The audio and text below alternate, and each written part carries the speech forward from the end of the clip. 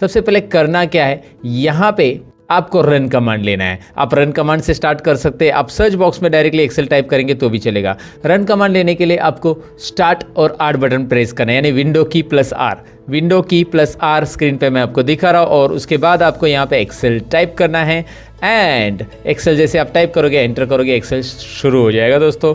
तो जैसे एक्सेल शुरू करूंगा, आपके सामने ये स्क्रीन का लेआउट आ जाएगा, इस तरह की स्क्रीन आ जाएगी। अगर आपका एक्सेल 2013 है, 16 है और 10 है तो थोड़ा बहुत चेंजेस रहेगा उसमें, लेकिन यहाँ पे 13 और 16 क्योंकि एक्सेल के अलग अलग वर्जन है। जो भी वर्जन आप यूज़ करते होगे, डोंट वरी, जो मैं टिप्स या ट्रिक्स एक्सेल की बेसिक बिगिनर लेवल की बताने वाला हूँ वो सभी वर्जन में आपको यूज़फुल रहेगी। इसीलिए मैं कौन सा वर्जन यूज़ करता हूँ इससे कोई फ़र्क नहीं पड़ने वाला, आप कौन सा वर्जन यूज़ करें इससे भी कोई फ़र्क नहीं पड़ने वाला। बस आपको एक्सेल के अंदर जितनी भी चीज़ें मैं यहाँ पे पढ़ाने वाला हूँ वो उस वर्जन में काम आएगी, और नहीं आ रही है, उस वर्जन में नहीं दिखाई दे रही है, तो मैं आपको बताऊँगा कि वो चीज़ें उस वर्जन में नहीं है, कौन सी है। ऐसी कुछ चीज़ें हैं जो कि पुराने वर्जन में नहीं है, लेकिन मैं आपको बताऊंगा। फिलहाल तो आपको यहाँ पे बताओ कि स्क्रीन में आपको लेफ्ट साइड में जो रिसेंट फाइल दिखाई दे रही है, ये मैंने बनाई हुई फाइल है। जैसे मैं अलग अलग एक्सेल के डेटा पे काम करता हूँ तो उसमें जितनी भी फाइल मैं सेव करता हूँ वो यहाँ पे आ जाती है रिसेंट फाइल के अंदर, राइट। रिसेंट फाइल का बॉक्स आपको दिखाई दे रहा है।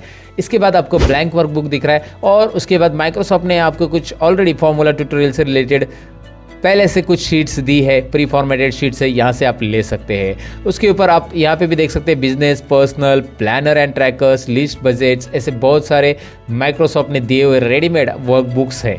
तो एक्सेल की फाइल को वर्कबुक्स बोलते हैं, ये तो आपको समझ में आया होगा। और यहाँ पे आपको दिख रहा है ब्लैंक वर्कबुक। सबसे पहले मैं यहाँ पे ब्लैंक वर्कबुक ही लेना चाहूँगा, क्योंकि ब्लैंक वर्कबुक से हमारा इंट्रोडक्शन शुरू होगा ना दोस्तों। अब यहाँ पे आपको ये स्क्रीन जो दिखाई दे रही है, ये एक्सेल का लेआउट है। एक्सेल की स्क्रीन ऐसी रहेगी, और एक्सेल के अंदर अभी डिटेल में जान लेते हैं कि क्या क्या किसको बोलते हैं। सबसे पहले तो मैं आपको यहाँ पे बताऊं कि ऊपर जो दिखाई दे रहा है home, insert, page layout, formulas, data, review, view, मेरे पास कुछ और एक्स्ट्रा भी टैब है। ये कैसा है मैं आपको बताने वाला हूँ, वैसे भी don't worry about it. But ये जो है इसे टैब बोलते हैं। टैब होम के अंदर क्लिक किया तो मैंने यहाँ पे ढेर सारे ऑप्शंस आपको मिलेंगे, और ये होता है एक्सेल का रिबन दोस्तों। रिबन नाम याद रखिएगा, मैं नीचे आपको टेक्स्ट में भी दिखा रहा हूँ, रिबन।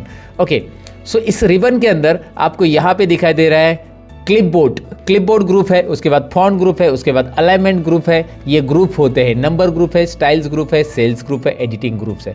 ये अलग अलग ग्रुप्स है। इस ग्रुप के बारे में भी हम जानेंगे, कैसे इसके अंदर के ऑप्शंस हम ऑपरेट करेंगे। लाइक आपको किसी ने बोला कि होम टैब में अलाइनमेंट ग्रुप है और उसके अंदर मर्ज एंड सेंटर है, तो home tab, alignment group and merge and centre. समझ में आपको ये ग्रुप का काम क्या होता है, मतलब ये ग्रुप वाइज कुछ ऑप्शंस डिवाइड हो चुके हैं, इसके लिए यहाँ पे ग्रुप दिए हैं। तो आपको इजी हो जाता है उस ऑप्शन को फाइंड आउट करने के लिए। जैसे आपको बोला कि कंडीशनल फॉर्मेटिंग ये स्टाइल्स में अवेलेबल है होम टैब के अंदर, तो स्टाइल्स ग्रुप आपको होम टैब में ढूंढना है। होम टैब यहाँ पे है, स्टाइल्स ग्रुप यहाँ पे मिल रहा है आपको, और उसके ऊपर कंडीशनल फॉर्मेटिंग यहाँ पे आपको दिखाई दे रहा है। ये भी हम सीखने वाले दोस्तों, डोंट वरी अबाउट इट। सो ये एक वीडियो ऐसा मैं बना रहा हूँ जिसमें आपको बिगिनर्स लेवल में जो जानकारी होनी चाहिए एक्सेल की वो पूरी यहाँ पे रहेगी, इसीलिए बने रहिएगा। बस ये तो बताना था मुझे दोबारा, इसीलिए बता दिया। फिलहाल तो मैं आपको यहाँ पे बताऊँ कि यहाँ पे इसके बाद यहाँ पे होम टैब से लेकर ये टैब हो गया, हर एक टैब के अपने अपने ग्रुप्स है और अपने अपने ऑप्शंस है। मतलब यहाँ पे आप देख सकते हैं, इंसर्ट पे क्लिक किया तो tables group, illustration group, addins group, charts group and ढेर सारे और भी ग्रुप्स है। फिलहाल मैं पढ़ने रहा हूँ। वैसे पेज लेआउट है, वैसे फॉर्मूलाज है, डेटा, रिव्यू एंड व्यू है। अब मैं आपको क्या बता रहा हूँ, आगे जरा ध्यान दीजिए। अभी क्या है आगे, ये है नेम बॉक्स। अब ये नेम बॉक्स की जानकारी हम आपको डिटेल में देने वाले। इसका नाम याद रखिए, नेम बॉक्स, और जिस सेल में हम क्लिक करेंगे उसका वो नाम बता रहा है, ये भी आपको यहाँ पे समझ में आ जाएगा। जैसे मैं इस बॉक्स में क्लिक कर रहा हूँ, इस बॉक्स को वैसे सेल बोलते हैं एक्सेल में। ये बॉक्स जो है इसे सेल बोला जाता है, CELL, राइट। तो ऑलवेज रिमेंबर दोस्तों, ये सेल जो होता है इसका एक एड्रेस होता है। जैसे यहाँ पे आप देख पाएंगे कि आई कॉलम और रो नंबर 11, इस सेल में मैंने क्लिक किया था, यहाँ पे क्लिक किया था, सॉरी, I11। तो I11 यहाँ पे दिखाई दे रहा है आपको नेम बॉक्स के अंदर। अब मैं यहाँ पे क्लिक कर रहा हूँ, A3 दिखाई दे रहा है, इसका नाम क्या है, B3, इसका नाम C3, इसका नाम D3। आप समझ गए होंगे। अब इसमें नेम बॉक्स क्या काम करता है, सेल का नाम दिखाता है, और भी बहुत सारे काम करता है नेम बॉक्स, आपको आगे पता चल जाएगा। नेम बॉक्स के बाद बारी आती है फॉर्मूला बार की। उसी के राइट साइड में यहाँ पे जो आपको दिखाई दे रहा है फॉर्मूला बार, ओके, यहाँ पे ये जो बार है, यानी कि ये वो बार नहीं है जहाँ पे लोग बार बार जाते हैं, ये फॉर्मूला वाला बार है जहाँ पे हमें फॉर्मूला दिखाई देगा दोस्तों, राइट। अब इसमें फॉर्मूला कैसे दिखाई देगा मैं आपको यहाँ पे एक छोटा सा एग्जांपल बताता हूँ। कोई भी सेल के अंदर क्लिक कीजिए, जैसे मैंने यहाँ पे E5 पे क्लिक किया है और इसके अंदर मैं कुछ लिखूंगा। अब मैं यहाँ पे एक बात बताना चाहूँगा कि यार ये आपको जूमिंग में मुझे बार बार जूम करना पड़ रहा है, तो इस बॉक्स की साइज़ में बढ़ाना चाहता हूँ, मतलब ओवरऑल ये जो बॉक्सेस है उनकी सबकी साइज़ एक साथ बढ़ानी है, तो जूम मैं कर सकता हूँ एक्सेल के अंदर। उसके लिए शॉर्टकट की है Alt+V+Z। Alt+V+Z ये शॉर्टकट की मैं यहाँ पे बता रहा हूँ आपको। इसे प्रेस कैसे करना है मैं बता देता हूँ। Alt के बाद V प्रेस करना है, Alt के साथ में V प्रेस कीजिए, आपको कुछ रिजल्ट नहीं आएगा, बाद में आपको Z इंडिविजुअल प्रेस कर देना है। जैसे आप प्रेस करोगे यहाँ पे एक डायलॉग बॉक्स आएगा जो कि मैं यहाँ पे मिडल में ले रहा हूँ स्क्रीन के, और आपको दिखा रहा हूँ जूम का डायलॉग बॉक्स है, मैग्निफिकेशन। इसमें आप अप एरो और डाउन एरो प्रेस करके, कीबोर्ड के ऊपर से अप और डाउन एरो प्रेस करके आप इसका जूमिंग लेवल डिक्लेयर कर सकते हैं। मैक्सिमम एक्सेल में 400% आप जूमिंग कर सकते हैं, जो कि आप एक कस्टम ऑप्शन दिया है उसमें आप टाइप करके ले सकते हैं।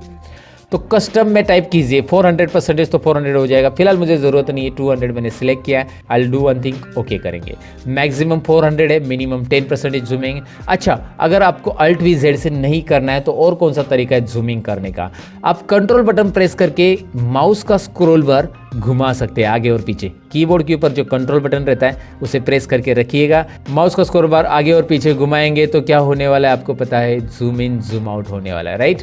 सो ये आप ट्राई कर सकते हैं, या इसके अलावा कर सकते हैं आप राइट कॉर्नर में, यहाँ पे राइट कॉर्नर में आइए और यहाँ पे आपको जूमिंग के लिए मिल रहा है ऑप्शन, प्लस की तरफ क्लिक करें, मतलब प्लस के ऊपर क्लिक करेंगे तो ये जूम इन होता जाएगा, माइनस पे क्लिक करेंगे तो ये जूम आउट होते जाएगा। ये सिंपल चीज़ें मुझे बताने की ज़्यादा ज़रूरत नहीं, लेकिन मैंने आपको बताया कि शॉर्टकट की से ये कर सकते हैं और कैसे करना है आप ये समझ गए होंगे, राइट।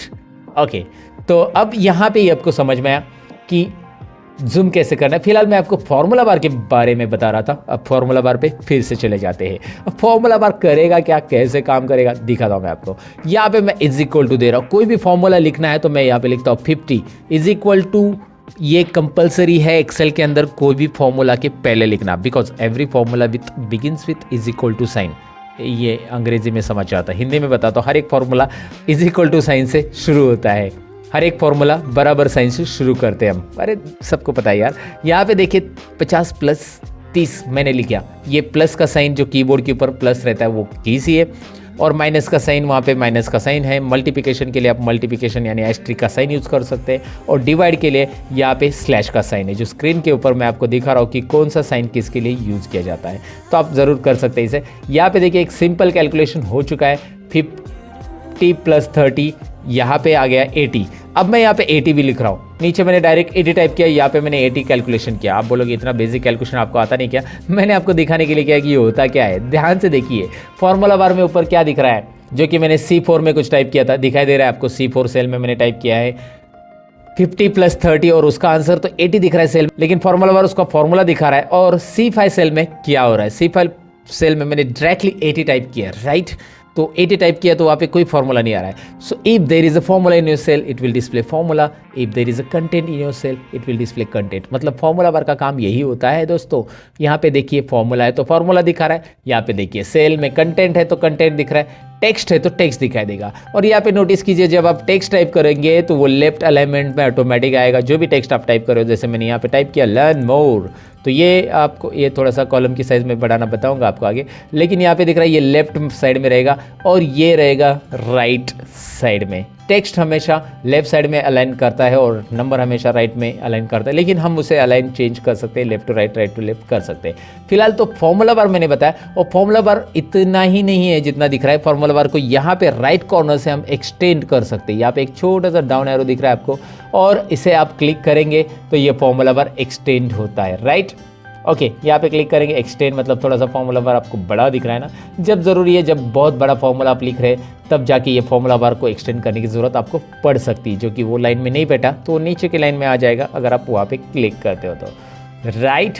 ओके, सो ये इंट्रोडक्शन के बाद आगे बढ़ते हैं। यहाँ पे मैं आपको बताऊँ कि these are the columns of Excel. ये जो है ABCDEFGH, IJKLMNOPPQRSTUVWXYZ। मैं गाना नहीं गा रहा हूँ, ये कॉलम्स है एक्सेल के। और जेड तक ही नहीं है, आप देखेंगे आगे भी कॉलम है, AB AC AD समझे, AD I mean AD column का नाम है। वैसे ही A to Z हो जाएगा, फिर BA आ जाएगा, BB भी आ जाएगा दोस्तों, BB BC BD, वो बीड़ी नहीं जो पीने वाली है, okay I am just joking. But आपको मैं बता रहा हूँ कि यहाँ पे बहुत सारे हैं, बहुत सारे BF भी कॉलम है, BG है। और आपको मैं बताऊँ कि ऐसे आप राइट एरो प्रेस करने से अच्छा कंट्रोल और राइट एरो प्रेस करो, डायरेक्टली लास्ट कॉलम पे आ जाएंगे। लास्ट कॉलम को जंप करने के लिए कंट्रोल राइट एरो, और फर्स्ट कॉलम को जंप करने के लिए control left arrow, right control right left, right left. अब ये जो राइट प्रेस करने के बाद ये लास्ट कॉलम जो आ रहा है वो है टोटल काउंटिंग। अगर हम करेंगे, वैसे मैं आपको डायरेक्टली बता रहा हूँ, काउंटिंग करने की जरूरत नहीं, आपको बैठना नहीं काउंटिंग के लिए, या ड्रैग भी नहीं करना कोई नंबर्स। 16,384 टोटल कॉलम्स एक्सेल में रहते, इतने सारे रिकॉर्ड्स हम वर्टिकली रख सकते हैं। लेकिन मैं आपको बताऊँ क्या कि ये रिकॉर्ड्स एक्सेल के अंदर के जो होते हैं ना, इतने भी हमें कम पड़ते हैं। बड़े बड़े कंपनी का जब डेटा आता है, जैसे कोई मल्टीनेशनल कंपनी का डेटा है, बैंकिंग का डेटा है, बैक ऑफिस का डेटा है, तो एक्सेल वहाँ पे एक्सेल का थोड़ा सा ड्रॉबैक है।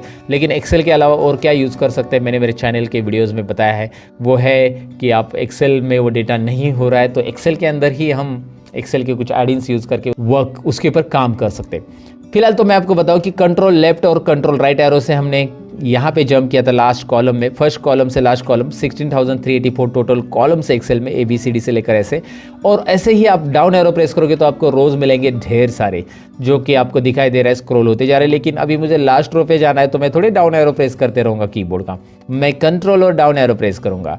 जी हाँ, control down arrow directly last row, control up arrow directly first row, control down arrow 10,48,576, 10,48,576। इतने सारे रोज है दोस्तों, ओ माय गॉड, इतने सारे रोज, इतने सारा डेटा हम रख सकते हैं। अगर आपका कोई छोटा मोटा डेटा है तो you can easily enter it, but आपका जब बड़ा डेटा आता है तो एक्सेल के अंदर मैं आपको बताऊं कि 1 लाख रो रखने के बाद और उसके ऊपर फॉर्मूला अप्लाई करने के बाद एक्सेल सपोर्ट नहीं करता है। ये एक एक्सेल का कड़वा सच है दोस्तों। जी हाँ, 10 लाख रोज यहाँ पे है, आप 10 लाख का रिकॉर्ड रख सकते हैं, लेकिन जब आप कोई भी 10 लाख सेल्स पे अगर फॉर्मूला अप्लाई करने जाएंगे, you will not get proper result, because वो फाइल बहुत हेवी हो जाती है और एक्सेल हेवी फाइल को सपोर्ट नहीं कर पाता है।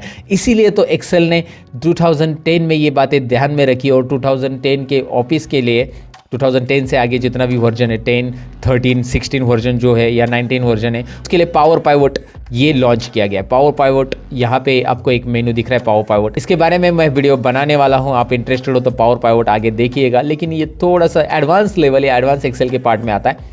तो ये जहाँ पे डेटा बहुत बड़ा आता है, फॉर्मूले लगते हैं, तो एक्सेल वहाँ पे आपको सपोर्ट नहीं करता है, तो इसलिए उन्होंने पावर पाइवट बनाया जहाँ पे आप अलग फॉर्मूलाज यूज़ करके एक्सेल के अंदर पावर पाइवट में काम कर सकते हैं। फिलहाल वो बातें तो साइड में रहने दो, हम सीख रहे हैं यहाँ पे कि एक्सेल में इतने सारे रोज रहते हैं, 10,48,576, और पहला रो है हमारा यहाँ पे दिख रहा है control up and down arrow, control right and left arrow. ये जो शॉर्टकट कीज मैं बता रहा हूँ ना, इससे प्रैक्टिस कीजिएगा। फिलहाल तो हम यहाँ पे बढ़ते आगे। यहाँ पे कॉलम्स और रोज मैंने बताया, और कॉलम और रोज के इंटरसेक्शन में, यानी कि दोनों के एक दूसरे को जहाँ पे वो छेड़छाड़ करते हैं, आई मीन यहाँ पे आपको दिख रहा है एक बॉक्स बन रहा है, तो यहाँ पे इंटरसेक्शन जो हो रहा है उसको सेल बोलते हैं, जो कि सेल का हर एक का एड्रेस आ जाता है, यहाँ पे मैंने बताया था आपको। लेकिन जैसे आप ऐसे सेल सेलेक्ट कर ले तो इसे बोलते हैं रेंज ऑफ सेल। इसे क्या बोलते हैं? Range of cell. तो कौन सी रेंज है, क्या आप मुझे बता सकते हैं? नहीं, तो मैं आपको बता देता हूं, कोई बात नहीं। C3 सेल से लेकर F11, C3 से F11 लिखेंगे कैसे इसका? अगर लिखने की बारी आती है आपको कहीं पे, तो C3 से F11 बीच में कॉलन यूज किया जाता है रेंज को डिफाइन करने के लिए। तो ये रेंज हो गया। अगर आप ये सिलेक्ट करेंगे, टेल मी नाउ, D3 से लेकर F11, राइट? तो ये रेंज ऑफ सेल होता है, जो कि आपको याद रखना है, जिसमें हेड सेल हमेशा वाइट रहता है और बाकी सेल इस तरह से रहती है। तो रेंज ऑफ सेल या ग्रुप ऑफ सेल को एक साथ सेलेक्ट करने के बाद रेंज कौन सी होती है वो मैंने आपको बता दिया। नेम क्या होता है ये मैंने बता दिया। उसके बाद हम बढ़ते हैं आगे शीट की तरफ। यहाँ पे आपको दिखाई दे रहा है नीचे शीट 1 आ चुका है, और ऐसे आप एक्सेल में ढेर सारे शीट ले सकते हैं अलग अलग रिकॉर्ड्स रखने के लिए। मैं यहाँ पे बस प्लस पे क्लिक करते जा रहा हूँ। वैसे मैं शॉर्टकट की भी बता देता हूँ, शिफ्ट और F11। शिफ्ट और F11 करेंगे तो शीट इंसर्ट होगी, लेकिन जब आप कीबोर्ड से मतलब शॉर्टकट की से शीट इंसर्ट करते हैं, देखिए मैं शिफ्ट F11 कर रहा हूँ तो वो लेफ्ट साइड में इंसर्ट होगी, वो यहाँ पे लेफ्ट साइड में इंसर्ट हो रही है। दिखाई दे रहा है आपको शीट शिफ्ट प्लस F11 करने से क्या होगा, शीट लेफ्ट साइड में इंसर्ट हो रही है। और अगर यहाँ पे प्लस पे क्लिक करके आप इंसर्ट करते हो तो वो राइट में इंसर्ट हो रही है, राइट। ओके, समझ में आपको। वो शीट को आप ऐसे अरेंज कर सकते हैं। वैसे ये 7 नंबर को यहाँ पे ड्रॉप करना है, 8 नंबर को यहाँ पे ड्रैग एंड ड्रॉप करना है। बस माउस का बटन क्लिक करके रखिए, ड्रैग एंड ड्रॉप, राइट। ये ऑर्डर में आ चुका है। कोई भी शीट कहीं पे भी आप रख सकते हैं। ये शीट्स आप यहाँ पे बहुत सारी इंसर्ट कर सकते हैं, लेकिन डिपेंड आपके डेटा कितने हैं। आपके 12 महीने का डेटा है तो 12 शीट इंसर्ट करो। आपके पास बहुत सारा अलग अलग शीट्स का रिकॉर्ड है तो वहाँ पे अलग अलग शीट्स बना के अलग अलग रिकॉर्ड रख सकते हैं। जैसे हर एक शीट के अंदर उतने रोज़ और उतने कॉलम आपको मिलने वाले जितने कि पहले शीट में है। और यहाँ पे शीट से रिलेटेड कुछ और टिप्स एंड ट्रिक्स है जो आगे मैं आपके साथ शेयर करूंगा। लेकिन शीट को डिलीट कैसे करना है और रीनेम कैसे करना है ये चीज़ें बता के जाऊंगा। यहाँ पे कुछ बेसिक चीज़ें शीट से रिलेटेड देखते हैं। जैसे इस शीट में कुछ नाम देना है तो आप यहाँ पे राइट क्लिक कीजिए इस शीट के ऊपर और रीनेम ऑप्शन। इससे होगा क्या, इस शीट को आप कस्टमाइज नेम दे सकते हैं। और मैंने यहाँ पे लिया स्टूडेंट डेटा। जब भी मैं शीट का नाम दूंगा तो मेरा रिकमेंडेशन आपको ये रहेगा कि यहाँ पे अंडरस्कोर साइन ऐड कीजिए, स्पेस ना दीजिए। स्पेस भी दे सकते हैं आप, स्पेस से भी नाम ऐड होता है, कोई इशू नहीं है।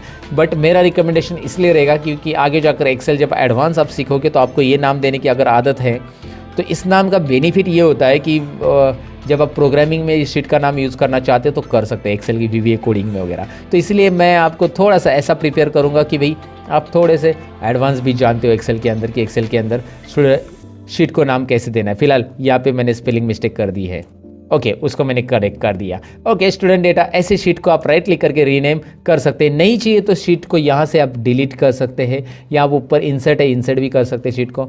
इसी शीट का कॉपी बनाना है, कॉपी कर सकते हैं। इसका कोड भी है, प्रोटेक्ट भी है, इसका टैब कलर भी है। कोड प्रोटेक्ट जो है वो आगे देखने वाले हैं। फिलहाल टैब कलर देखिए, यहाँ पे टैब कलर मैं दे रहा हूँ। हर एक शीट को अलग अलग कलर देके आप इस तरह से फॉर्मेटिंग रख सकते हैं दोस्तों, राइट।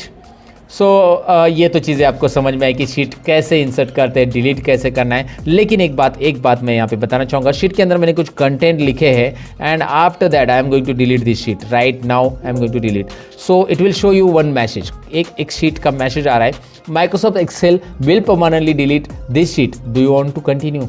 ये एक्सेल क्या कर रहा है, पूरी की पूरी शीट परमानेंटली डिलीट कर रहा है। अगर आप इसे डिलीट करते हो तो आपको डेटा मिलने वाला नहीं है। मैंने डिलीट कर दिया, आप बोलोगे मैं अंडू कर सकता हूँ, नहीं होगा अंडू। कंट्रोल Z यहाँ पे नहीं चलेगा दोस्तों, कंट्रोल Z चलेगा बस आप जब शीट के अंदर के कुछ डेटा डिलीट करते, जैसे यहाँ पे डेटा डिलीट कर दिया, गलती से डिलीट हो गया, तो एक्सेल ने हमें दिया है अंडू या माइक्रोसॉफ्ट ने हमें दिया है अंडू। हमारी गलतियाँ माइक्रोसॉफ्ट हमें माफ़ करता है, एक नहीं 100 गलतियाँ भी अंडू कर सकते हैं हम, लाइफ में नहीं कर सकते, इतना याद रखना। I am just joking.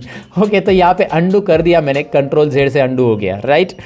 तो शीट के अंदर का डेटा डिलीट हो गया तो कोई बात नहीं, लेकिन शीट डिलीट हो गई तो वो अंडू नहीं होती। इसीलिए उसका डेटा चाहिए या नहीं चाहिए वो आपको कंफर्म करना है। यहाँ पे परमानेंट डिलीट हो रहा है, परमानेंट डिलीट तो आप समझ गए होंगे, राइट। तो आपको यहाँ पे शीट डिलीटेशन के बारे में एक चीज़ मुझे बतानी थी, मैंने बता दी। शीट प्रोटेक्शन और बाकी सारी चीज़ें जो है शीट से रिलेटेड आगे सीखने वाले हैं। इंट्रोडक्शन में आगे मैं आपको बताऊंगा कि एक्सेल की स्क्रीन को आपको छोटा करना है तो उसके लिए मतलब रिस्टोर करना है स्क्रीन को, तो उसके लिए शॉर्टकट की मैं बता रहा हूँ, अल्ट स्पेस और R बटन प्रेस कीजिए। देखिए alt space R, alt space X, interesting है, अल्ट स्पेस R स्मॉल हो गया, अल्ट स्पेस X। इस तरह से एक्सेल की स्क्रीन को आप छोटा बड़ा कर सकते हैं। ये शॉर्टकट कीज एक इंपॉर्टेंट है जो कि मैंने आपको बता दी। यहाँ पे आगे चलते हैं अभी डेटा के ऊपर और काम करते हैं कुछ एक्सेल के अंदर, साथ में उसकी फाइल कैसे सेव होती है, कौन कौन से फॉर्मेट में सेव किया जाता है, ये चीज़ें भी हम यहाँ पे देखते हैं। तो इंट्रोडक्शन के बाद अब नेक्स्ट पार्ट की तरफ बढ़ते हैं जिसमें डेटा टाइपिंग कैसे करना है यहाँ पे देखेंगे। एक्सेल के अंदर डेटा एंट्री होता है, ये आपने सुना ही होगा, लेकिन डेटा एंट्री कैसे करना है आपके सबके मन में ये क्वेश्चन रहेगा। तो सबसे पहले तो मैं क्या करता हूँ, इस वर्कबुक, ये दिख रहा है बुक 1 आ चुका है, इसको मुझे अभी क्लोज करना है, मुझे नया बुक लेना है, तो मैं कंट्रोल W करूँगा, कंट्रोल W क्लोज बुक। ये जो है एक्सेल वर्कबुक नहीं क्लोज होगा, जो हमारा ओपन बुक है, ओपन फाइल है एक्सेल की, वो क्लोज होगी। So do you want to save it, हमें सेव नहीं करना है, डोंट सेव पे मैं क्लिक करता हूँ। कंट्रोल N करूंगा नया वर्कबुक लेने के लिए, जहां पे आपको दिखाई दे रहा है नीचे आप देख सकते हैं शीट 1 नया फ्रेश आ चुका है। इस वर्कबुक का नाम देख सकते हैं बुक 2 आ चुका है, right. Okay, so now I will do one thing, पहले तो इसे जूम करूंगा, अल्ट V Z, हमेशा की तरह जूम हो गया। इसमें अभी कंटेंट टाइप करने के लिए मैं कोई भी रिकॉर्ड लेता हूं जो कि आपके फैमिलियर रहेगा, आपको पहचान का रहेगा, आपको इजी लगेगा, ऐसा डेटा जो कि हमने देखा रहेगा वो लेता हूं। सीरियल नंबर लेने के बाद मैंने लिया नेम ऑफ स्टूडेंट, आप कुछ भी ले लीजिए, एम्प्लॉय लीजिए या कुछ और। तो यहाँ पे देखिए बी और सी कॉलम के अंदर यहाँ पे आपको दिखाई दे रहा है कि बी कॉलम के अंदर के कंटेंट सी में जा चुके हैं। ऐसा होना चाहिए क्या? नहीं, बी ने सी की जगह भी ले लिए, नहीं बी ने बी की जगह लेनी चाहिए, तो बी को जगह थोड़ी सी बड़ी चाहिए। इसके लिए हम करेंगे क्या, यहाँ पे बी और सी कॉलम के बीच में माउस लेके आएंगे। बी और सी कॉलम के बीच में जब हम माउस लाएंगे you will find out arrow, दिखाई दे रहा है ना। इससे क्या होगा, इससे आप ड्रैग कीजिए क्लिक करके, माउस से साइज बढ़ेगी, या फिर आप डबल क्लिक कीजिए। देखिए डबल क्लिक किया तो भी चलेगा, या ड्रैग करेंगे तो भी चलेगा। इट्स अप टू यू कि आपको क्या करना है, यहाँ पे कैसे करना है। डबल क्लिक करने और ड्रैग करने में फ़र्क क्या होता है? ड्रैग करने में आप एक्स्ट्रा साइज़ भी बढ़ा सकते हैं, लेकिन डबल क्लिक जब आप करते हो तो जितने कंटेंट की साइज़ है उतनी ही हो जाती है। अच्छा, इसके लिए कीबोर्ड का शॉर्टकट की भी है, मैं आपको बताऊंगा आगे। चलिए आगे देखेंगे कीबोर्ड से कैसे होगा वो भी। फिलहाल आपको मैं यहाँ पे बताता हूँ सब्जेक्ट 1, सब्जेक्ट 2, सब्जेक्ट 3, और यहाँ पे हम टोटल करेंगे। उसके बाद हम यहाँ पे मैक्स भी निकालेंगे। ये सब बेसिक फॉर्मूलाज हम इसमें कवर कर लेंगे। मिनिमम लेंगे, काउंट लेंगे, एवरेज लेंगे एंड परसेंटेज लेंगे। आप बोलेंगे एवरेज और परसेंटेज वो एक ही होता है? नहीं, देखेंगे एक ही होता है कि नहीं होता है, यहाँ पे पता चलेगा आपको। साथ में हम रिजल्ट भी निकालेंगे, ग्रेड भी निकालेंगे। ये सारी चीज़ें यहाँ पे देखेंगे कैसे करना है। सबसे पहले तो यहाँ पे सीरियल नंबर के नीचे कर्सर रखिए एंड नाउ टाइप 1 और 2। यहाँ पे आपको 1 और 2 टाइप करना है। यहाँ पे आपको दिख रहा है ये जो है मैंने कंटेंट टाइप किए हैं, तो मुझे क्या करना है, यहाँ पे इसे ड्रैग करना है। तो मैं क्या करूँगा, अब मैं 1 और 2 को दोनों को सिलेक्ट कर चुका और इस कॉर्नर पे माउस लेके आ रहा हूँ, जिसको हम फिल हैंडल बोलते हैं। ये जो छोटा सा नन्ना सा प्लस दिख रहा है ना, ब्लैक वाला, ये छोटा प्लस हम यहाँ पे क्या करेंगे, इसे ड्रैग करेंगे। इस फिल हैंडल से ड्रैग करेंगे तो क्या होगा, सीरियली फिल होगा। लेकिन एक बात याद रखिए, मैंने 1 और 2 टाइप किया वैल्यूज़, तो ऑटोमेटिकली वो उसके गैप में फिल होते जा रहा है। अगर आपने 1 और 5 टाइप किया होगा और दोनों को सिलेक्ट करके ड्रैग किया होगा, तो दोनों के बीच में जो गैप है वही यहाँ पे जनरेट होते जाएगा, राइट। तो ये यहाँ पे समझ में आएगा। अगर आपने 1 लिखा और ड्रैग किया तो क्या होगा, सब जगह पे 1 1 होगा। लेकिन फिर भी आप चाहते हो 1 लिखे और ड्रैग करने के बाद भी, तो यहाँ पे माउस पॉइंटर लेके आइए और कंट्रोल बटन कीबोर्ड पे प्रेस कीजिए। होगा क्या इससे, जब आप कंट्रोल प्रेस करते तो you will find out small plus और ऑन दैट प्लस। तो जो पहला प्लस है उसी के ऊपर एक और प्लस आ रहा है। देखो कंट्रोल छोड़ दिया, गया, कंट्रोल प्रेस किया, आ गया। अब करेंगे क्या, मैं आपको दिखाता हूँ। चलिए मैं कंट्रोल प्रेस करके इसको ड्रैग करूँगा तो ये सीरियली फिल होगा। मतलब कोई एक नंबर से भी आप सीरियली फिल कर सकते हैं, या 2 नंबर टाइप किया और दोनों को बिना कंट्रोल प्रेस करके फिल हैंडल से, फिल हैंडल याद रखना है, उससे ड्रैग करेंगे तो भी हो जाएगा। अच्छा, यहाँ पे भी ऑप्शन है। आपने गलती से फिल सीरीज़ किया और आपको कॉपी सेल्स चाहिए, तो यहाँ पे ऑप्शन है copy cells, fill formatting only, fill without formatting, flash fill, ये सारी चीज़ें आती है। ये आगे के है, लेकिन कॉपी सेल से क्या होगा देखिए यहाँ पे। फिलहाल मैं कंट्रोल Z करता हूँ और दोबारा यहाँ पे मैं ड्रैग करूँगा कंट्रोल बटन प्रेस करके, और मैं यहाँ पे लगभग 5 स्टूडेंट ही लेता हूँ आपको एक एग्जाम्पल रिपोर्ट दिखाने के लिए। और यहाँ पे कॉपी सेल हो गया अभी, क्योंकि मैंने कंट्रोल छोड़ दिया। तो फिल सीरीज़ भी कर सकते हैं आप यहाँ से, राइट। तो ये छोटे छोटे ऑप्शन जो होते हैं ये बिगिनर्स लेवल के लिए बहुत इंपॉर्टेंट होते हैं। और मैं ये समझता हूँ कि आपको एक्सेल कुछ भी नहीं आता है, इसलिए ये सारी चीज़ें एक्सप्लेन कर रहा हूँ मैं। ईच एंड एवरी पॉइंट को डिटेल में एक्सप्लेन करूँगा दोस्तों। ओके, तो यहाँ पे मैं कंटेंट टाइप करूँगा, जैसे कि मैंने नाम लिए ABCD। Okay, it's up to you, कौन से भी नाम ले सकते हैं। एक बात ध्यान दीजिए, इस कॉलम की साइज़ देखिए कितनी बड़ी है। मैं इस कॉलम को डबल क्लिक करूँगा तो ऐसे छोटा हो जाएगा, इस कॉलम के ऊपर डबल क्लिक करूँगा तो ऐसा छोटा हो जाएगा। तो ऐसे हर एक कॉलम को करना पड़ेगा मुझे, राइट। इससे अच्छा मैं क्या करूँगा, A से लेकर सब कुछ कॉलम को एक साथ सब कुछ ऐसे ड्रैग करूँगा, सभी कॉलम को ऐसे सिलेक्ट करूँगा जिसमें कंटेंट है। कैसे ड्रैग करना है देखिए, A के ऊपर माउस पॉइंटर लाया, माउस का लेफ्ट बटन क्लिक करके रखा एंड ड्रैग किया एन तक, राइट, एन तक ड्रैग किया लेफ्ट बटन क्लिक करके। अब कहीं पे भी एक जॉइंट पे मतलब माउस पॉइंटर लेके आइए, कहीं पे भी आप एक जॉइंट पे लेके आइए माउस पॉइंटर, यहाँ पे देख सकते हैं, और इसके ऊपर डबल क्लिक कीजिए। सभी कॉलम की साइज़ एक साथ एडजस्ट हो गई, है ना इंटरेस्टिंग। आप ऐसे भी कर सकते हैं। अच्छा, दूसरा तरीका क्या है, कीबोर्ड से कंट्रोल A बटन प्रेस कीजिए, सिलेक्ट हो जाएगा। जितना भी डेटा टाइप किया वो सिलेक्ट हो गया। अब आपको प्रेस करना है कीबोर्ड पे एक शॉर्टकट की, वो है अल्ट प्रेस कीजिए, अल्ट प्रेस कीजिएगा, उसके बाद H प्रेस कीजिएगा, उसके बाद O और उसके बाद I। देखिए मैंने उसके बाद बोला, यानी कि अल्ट के साथ ये सारी चीज़ें प्रेस करके नहीं रखनी है। अल्ट प्रेस करके छोड़ देना है, H प्रेस करके छोड़ देना है, O प्रेस करके छोड़ देना है और I प्रेस करना है। दोबारा देखिए, alt H O I, right. तो ये होता क्या है मैं आपको बता देता हूँ, यहाँ पे ही पहले ही बता देता हूँ कि होता क्या है। जैसे आप अल्ट प्रेस करते हो तो यहाँ पे ऊपर दिखाई दे रहा है कि कौन से टैब के लिए कौन सी शॉर्टकट की बनी है। अल्ट प्रेस करते ही वो सारी शॉर्टकट कीज़ यहाँ पे दिखाई देती है। अच्छा, हमें होम टैब में जाना है तो मैं H प्रेस करता हूँ। चलिए मैं H प्रेस करता हूँ तो होम टैब के सारे ऑप्शन यहाँ पे दिखाई देंगे।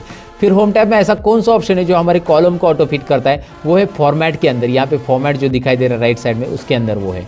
तो ओ है फॉर्मेट के लिए, तो मैंने ओ प्रेस किया और ओ के अंदर आपको यहाँ पे दिखाई दे रहा है ऑटो फिट कॉलम विड्थ, जो ऑप्शन दिखाई दे रहा है ना, उसके लिए आपको आई प्रेस करना है। वैसे आपको रो करना है या बाकी सारी चीज़ों के लिए भी दिया है, फिलहाल तो हमें आई प्रेस करना है यहाँ पे। तो अल्ट एच ओ आई करेंगे तो ये ऑटोमेटिक हो जाता है। तो याद रखिए अल्ट का जो कीज़ है या कॉम्बिनेशन है, ये आपको बहुत यूज़फुल होगा। अल्ट प्रेस करके छोड़ देना है, फिर एच और उसके अंदर होम टैब के अंदर के ऑप्शन, ऐसे आप ऑपरेट कर सकते हैं। ऐसे ढेर सारी शॉर्टकट की बना के आप प्रैक्टिस कर सकते हैं।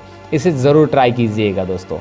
अब यहाँ पे लगभग हमने टाइप कर लिया हमारा डेटा एंट्री करने के लिए आपको टाइप कैसे करना है मैंने आपको बताया। डेटा एंट्री की टिप्स भी इसमें मैं आपको बताऊंगा। सबसे पहली टिप्स देखिए डेटा एंट्री में, यहाँ पे ही मुझे डेटा फिल करना है सब्जेक्ट 1 2 3 में, राइट। और आपको पता है कि इसके बाद ये खत्म होने के बाद यहाँ पे टाइप करना है, यहाँ पे टाइप करना है। तो इससे अच्छा इन तीनों को सिलेक्ट कीजिए। जितने भी डेटा पे आपको कुछ भी टाइप करना रहता है उसको आपको सिलेक्ट करना बहुत ज़रूरी है। जब आप सिलेक्ट करोगे तो उसका बेनिफिट क्या होगा, चलिए मैं आपको दिखाता हूँ। यहाँ पे कोई नंबर मैं टाइप करूँगा तो ये नंबर टाइप करने के बाद कर्सर ऑटोमेटिकली नेक्स्ट सेल में चला जा रहा है। आपको नेक्स्ट सेल में जाने की ज़रूरत नहीं है। देखिए दिखाई दे रहा है ना आपको, यहाँ पे बस नंबर न्यूमेरिक कीपैड का एंटर कीजिए, नंबर टाइप कीजिए और न्यूमेरिक कीपैड पे जो एंटर बटन है वो प्रेस कीजिए। ऑटोमेटिकली कर्सर आपका नेक्स्ट यहाँ पे आ चुका है। तो यहाँ पे आपने एक बॉक्स सिलेक्ट करने के बाद उस बॉक्स के अंदर आप इस तरह से सिलेक्शन आपका रहेगा। बस आपको यहाँ पे नंबर टाइप करके एंटर करना है।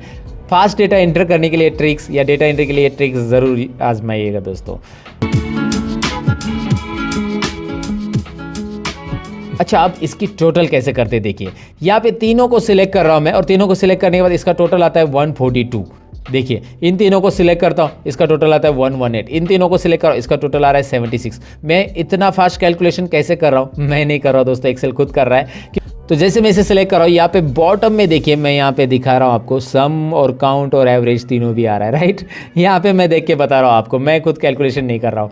तो यहाँ पे सिंपल है, आपको करना क्या, इन तीनों को सिलेक्ट, यहाँ पे टोटल आ रही है, लेकिन ये टोटल मुझे यहाँ पे चाहिए। तो आई डू वन थिंग, यहाँ पे दिखाई दे रहा है राइट कॉर्नर में, होम टैब में राइट कॉर्नर में ऑटो सम ऑप्शन दिखाई दे रहा है। इस पर आप क्लिक करेंगे ना डायरेक्टली इस ऑटो सम पे, तो यहाँ पे डायरेक्टली ऑटो सम कर लेगा और उसके अंदर एक प्री डिफाइंड फॉर्मूला आता है जिसको एक्सेल में बोला जाता है फंक्शन। ये है एक्सेल का सम फंक्शन। सबसे पहला फंक्शन हम सीख रहे हैं जिसमें ऑटोमेटिक टोटल करेंगे, और ये होता है एक्सेल में predefined formula. Always remember कि predefined formula in Excel is called a function. Excel में फॉर्मूला और फंक्शन ये दो अलग अलग वर्ड क्यों हैं, क्योंकि फंक्शन यानी कि एक्सेल के अंदर हम कोई भी फॉर्मूला नहीं लगाएंगे, जो पहले से दिया रहेगा उसके अंदर कोई भी मैथमेटिकल साइन हम नहीं ऐड करेंगे। यहाँ पे दिख रहा है हमने प्लस का साइन नहीं ऐड किया है, फिर भी हमें इसकी टोटल मिल रही है। तो पहले से डिफाइन किया गया फॉर्मूला जो होता है उसे हम एक्सेल में फंक्शन बोलते हैं। और अगर हमें इसकी टोटल करनी होती, मैं डिलीट कर रहा हूँ इसे, अगर इसे हमें टोटल करनी है तो मैं इज इक्वल टू करूँगा, इस सेल पे क्लिक करूँगा, ये है C2 जो कि एड्रेस दिखाई दे रहा है उसका, प्लस ये D2 प्लस ये है E2। इस तरह का ये जो होगा ये हमारा फॉर्मूला है। सो फॉर्मूला और फंक्शन में यहाँ पे समझने की कोशिश कीजिए कि उसका एक्चुअली फॉर्मूला क्या होता है। एक्सेल में ये फॉर्मूला है जो कि कस्टमाइज दिया हमने, और इसके पहले जो किया था वो फंक्शन है। और यहाँ पे मैं इसके ऊपर डबल क्लिक करूँगा तो सारे आंसर आ गए, मुझे बार बार फॉर्मूला देने की ज़रूरत नहीं है दोस्तों। तो आपको ये समझ में, डिलीट कर देता हूँ मैं, फंक्शन के साथ करूँगा। फंक्शन के लिए शॉर्टकट की भी है, मैं यहाँ पे क्लिक करूँगा तो ये आ रहा है ना, दिखाई दे रहा है ना, आ रहा है। इसको मैं शॉर्टकट की से एक्सेस करता हूँ। अल्ट इज इक्वल टू क्या प्रेस करना है कीबोर्ड पे, अल्ट और इज इक्वल टू प्रेस करना है। अल्ट और इज इक्वल टू प्रेस करने के बाद आपको डायरेक्टली मिलेगा टोटल का यहाँ पे फंक्शन। टोटल मतलब सम का function. Okay, some C2 to E2 वो बता रहा है कि C2 से E2 में जितने भी नंबर है वो फंक्शन में ऐड होंगे, वो सम फंक्शन में इंक्लूड होंगे, उतने नंबर्स ऐड होके यहाँ पे रिजल्ट आएगा। एंटर कीजिए, आपको रिजल्ट मिल रहा है। अच्छा, आप ये टाइप भी कर सकते हैं, चलिए मैं आपको दिखाता हूँ। इज इक्वल टू सम, आप ऐसा टाइप करेंगे तो नीचे देखिए बहुत सारे सम से रिलेटेड फंक्शन आ जाते हैं। सम से रिलेटेड बहुत सारे सम इफ सम प्रोडक्ट वगैरह सब है, लेकिन फिलहाल सम देख रहे हैं। अब ये सम टाइप करने के बाद आप टैब बटन प्रेस कीजिए, ऑटोमेटिक ओपन ब्रैकेट आ जाता है। आप ओपन ब्रैकेट दे सकते हैं शिफ्ट बटन प्रेस करके, लेकिन टैप किया ना टैप तो ऑटोमेटिक ओपन ब्रैकेट आ जाता है। अब करना क्या है, सब्जेक्ट 1 2 3 इन तीनों को सिलेक्ट कीजिए। C2 से E2 मैंने सिलेक्ट किया है, C2 टू E2 ये मैंने सिलेक्ट किया और ब्रैकेट क्लोज कीजिए। एंटर करने के बाद एक्सेल खुद ब्रैकेट क्लोज कर देता है। एक्सेल के पास सेंस है, यस सेंस ऑफ ह्यूमर है एक्सेल के पास दोस्तों। कैसे, मैं आपको बता देता हूँ। यहाँ पे पहला सेंस क्या दिया कि यहाँ पे उसने ट्रैक किया कि यहाँ पे टेक्स्ट है और यहाँ पे आपका नंबर है, तो उसने ऑटोमेटिकली इतनी रेंज ली alt is equal to shortcut की प्रेस करने के बाद, मुझे रेंज सिलेक्ट करने की ज़रूरत नहीं पड़ी। दूसरी चीज़, अगर यहाँ पे कोई नंबर रहता तो ऑटोमेटिकली वो सारे के सारे नंबर ले लेता, 1 भी नंबर है और ये भी ले लेता, राइट। तो ये भी याद रखना है। दूसरी चीज़, यहाँ पे ब्रैकेट क्लोज मैंने नहीं किया, एंटर किया, एक्सेल ने ऑटोमेटिक ब्रैकेट क्लोज करके दे दिया है ना। छोटी छोटी चीज़ें आपको यहाँ पे पहले से समझनी है। और यहाँ पे डबल क्लिक करूंगा तो एक्सेल जानता है कि अभी करना क्या है उसको। यहाँ पे ये जो दिख रहा है ना फिल हैंडल, इसे आप क्लिक एंड ड्रैग कीजिए या डबल क्लिक कीजिए। अगर आप बोलो यार माउस से नहीं करना है सर, तो मैं आपको बता देता हूँ कि इसे क्लिक कीजिए, शिफ्ट और डाउन एरो प्रेस करके रखिए ऐसा, और कंट्रोल डी बटन प्रेस कीजिए। कंट्रोल डी फील डाउन, बहुत सारे शॉर्टकट की जो बेसिक लेवल पे आपको आनी चाहिए, कंट्रोल डी, जिससे आप लोगों को इंप्रेस कर सकते हैं ये करके। इसीलिए ये बेसिक शॉर्टकट कीज आपको याद रखनी है। सिलेक्ट करके कंट्रोल डी कीजिए, फील डाउन, या फिर आप डबल क्लिक कीजिए, आ जाएगा यहाँ पे आपको इसका जवाब मिल जाएगा। तो मैंने आपको बताया कि इसका टोटल कैसे निकालना है। टोटल निकालने का जो प्री डिफाइंड सम है वो क्या होता है। फॉर्मूला भी हम दे सकते हैं, लेकिन फॉर्मूला देंगे तो वो बहुत लंबा भी हो जाता है, पेचीदा भी हो जाएगा, बराबर ना। सपोज एग्जांपल ले लो ना, लाइक आपको इसकी टोटल करनी है, इसकी टोटल करनी है, इसकी, तो इसके लिए 5 सेल है, 1 2 3 4 5 सेल। तो इतना बड़ा फॉर्मूला देने से अच्छा क्लिक कीजिए, अल्ट इज इक्वल टू कीजिए और एंटर बटन प्रेस कीजिए, राइट। यहाँ पे भी क्लिक कीजिए, अल्ट इज इक्वल टू कीजिए, एंटर बटन प्रेस कीजिए। ऐसे आप इसकी टोटल कर सकते हैं। अल्ट इज इक्वल टू से होता क्या है समझ में आपको। फिलहाल तो यहाँ पे अल्ट इज इक्वल टू इसकी टोटल, और यहाँ पे डबल क्लिक आ गया। मैक्स निकालने के लिए यहाँ पे ऑटो सम के अंदर जो कॉर्नर में, राइट कॉर्नर में आपको दिखाई दे रहा है, इसके अंदर आपको max, mean, count numbers, average और सम तो हमने निकाल लिया। तो अभी मैक्स निकालना है, तो मैं मैक्स पे क्लिक करता हूँ। यहाँ पे उसने क्या कर लिया, बाय डिफॉल्ट लेफ्ट साइड के सभी नंबर ले लिए। देखिए अब मैंने आपको बताया था एक्सेल में सेंस है। आप बोलोगे यार मुझे तो सब्जेक्ट 1 2 3 इन तीनों में से मैक्सिमम निकालना है, टोटल नहीं लेना है। तो एक्सेल ने क्यों लिया टोटल, क्योंकि भाई एक्सेल को नंबर मिल रहा है और नंबर ऑटोमेटिक एक्सेल ट्रैक करेगा। अब करना क्या है, आपको इन तीनों को सिलेक्ट करना है ना, ड्रैग करके माउस का पॉइंटर 45 से लेकर 65 तक ड्रैग कीजिए। Max C2 to E2 formula दिख रहा है आपको आगे, आई मीन फंक्शन दिख रहा है आपको आगे, ये मैक्सिमम निकालेगा। डबल क्लिक कीजिए, ये मैक्स, इनमें तीनों में कौन सा मैक्सिमम मार्क्स है वो आपको यहाँ पे डिस्प्ले करेगा। वैसे आप मिनिमम भी डिस्प्ले कर सकते हैं। करना क्या है, मिनिमम के लिए आपको सिंपल देना है, यहाँ पे is equal to sign minimum MIN type कीजिए, उसके बाद टैब बटन प्रेस कीजिए। आप यहाँ पे इसे सिलेक्ट कीजिए, तीनों सब्जेक्ट को एंटर कीजिए। फॉर्मूला आप टाइप करके भी कर सकते हैं। करना क्या है मैंने आपको बताया, देखिए काउंट में बताता हूँ। करना क्या है, is equal to COUNT, UN type किया तो भी ऑटोमेटिक नीचे हाईलाइट हो रहा है। उसके बाद नीचे जैसे ही वो ब्लू कलर में हाईलाइट होता है वो फॉर्मूला जो भी हमारा रिक्वायर्ड है, टैब बटन प्रेस करने से आगे का T वगैरह टाइप करने की जरूरत नहीं पड़ेगी। फिर आप इन तीनों को सिलेक्ट करेंगे, फिर आप क्लोज करेंगे ब्रैकेट को, फिर आप एंटर करेंगे और फिर आप ही करेंगे सब कुछ। यहाँ पे डबल क्लिक करना है, दोनों को एक साथ सिलेक्ट करके मैंने डबल क्लिक किया। ये फॉर्मूलाज वहाँ से भी आप ले सकते हैं ऑटो सम से, लेकिन मैंने इसको बताया इस तरह से। अच्छा आपने बोला कि सर जैसे इसको अल्ट इज इक्वल टू से किया, वैसे ये नहीं होगा क्या कोई शॉर्टकट की से, राइट ना, शॉर्टकट की से भी तो होना चाहिए। दरअसल इसके लिए शॉर्टकट कीज मैंने आपको बताई है। आप बोलोगे यार कभी बताइए, अभी तो मैं एक्सपेंशन पढ़ा है। मैंने बताया था आपको अल्ट करिए, H कीजिए, H करने के बाद ऑटो सम के लिए क्या आता है देखिए, वहाँ पे ज़रा ध्यान से देखिए, मैं जूम करके भी बता रहा हूँ। वहाँ पे ऑटो सम के लिए क्या आ रहा है, U आ रहा है। U आ रहा है तो मैं U प्रेस करता हूँ और U के अंदर मैक्स निकालना है तो M, राइट। अब यहाँ पे आपको माउस यूज़ नहीं करना पड़ा, right, alt H UM। Shift और लेफ्ट एरो प्रेस करूँगा क्योंकि मैंने यहाँ पे जो सिलेक्शन देखा था वो 3 सेल का चाहिए था मुझे और 4 सेल का आ रहा है। शिफ्ट और left arrow, shift button hold down करके लेफ्ट एरो कीबोर्ड का प्रेस करने से एक सिलेक्शन, एक सेल कम होगी और एंटर कीजिए। क्या हो रहा है ज़रा देखिए, वापस देखिए, अल्ट H U और I यानी मिनिमम, शिफ्ट और लेफ्ट एरो कितनी बार, 2 बार, एंटर। मैंने माउस को हाथ ही नहीं लगाया, इसके लिए माउस की ज़रूरत ही नहीं पड़ी मुझे। एक बार आपकी प्रैक्टिस हो गई ना तो आपको माउस की ज़रूरत ही नहीं यार, मतलब मैं आपको बता रहा हूँ, वैसे माउस की ज़रूरत पड़ती है कभी कभी चार्ट्स वगैरह के लिए, लेकिन फिलहाल ऐसे डेटा के लिए तो ज़रूरी नहीं जहाँ पे फॉर्मूलाज आपको ईजिली अप्लाई करने हैं।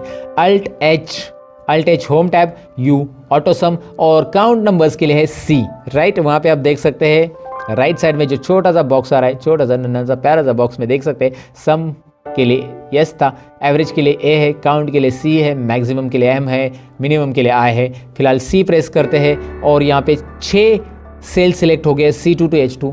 तो करेंगे क्या, कीबोर्ड से करना है, माउस से तो आप कर सकते हैं लेकिन कीबोर्ड से करना है तो शिफ्ट लेफ्ट एरो 3 बार, क्योंकि 3 सेल रिमूव करने हैं, एंटर कीजिए।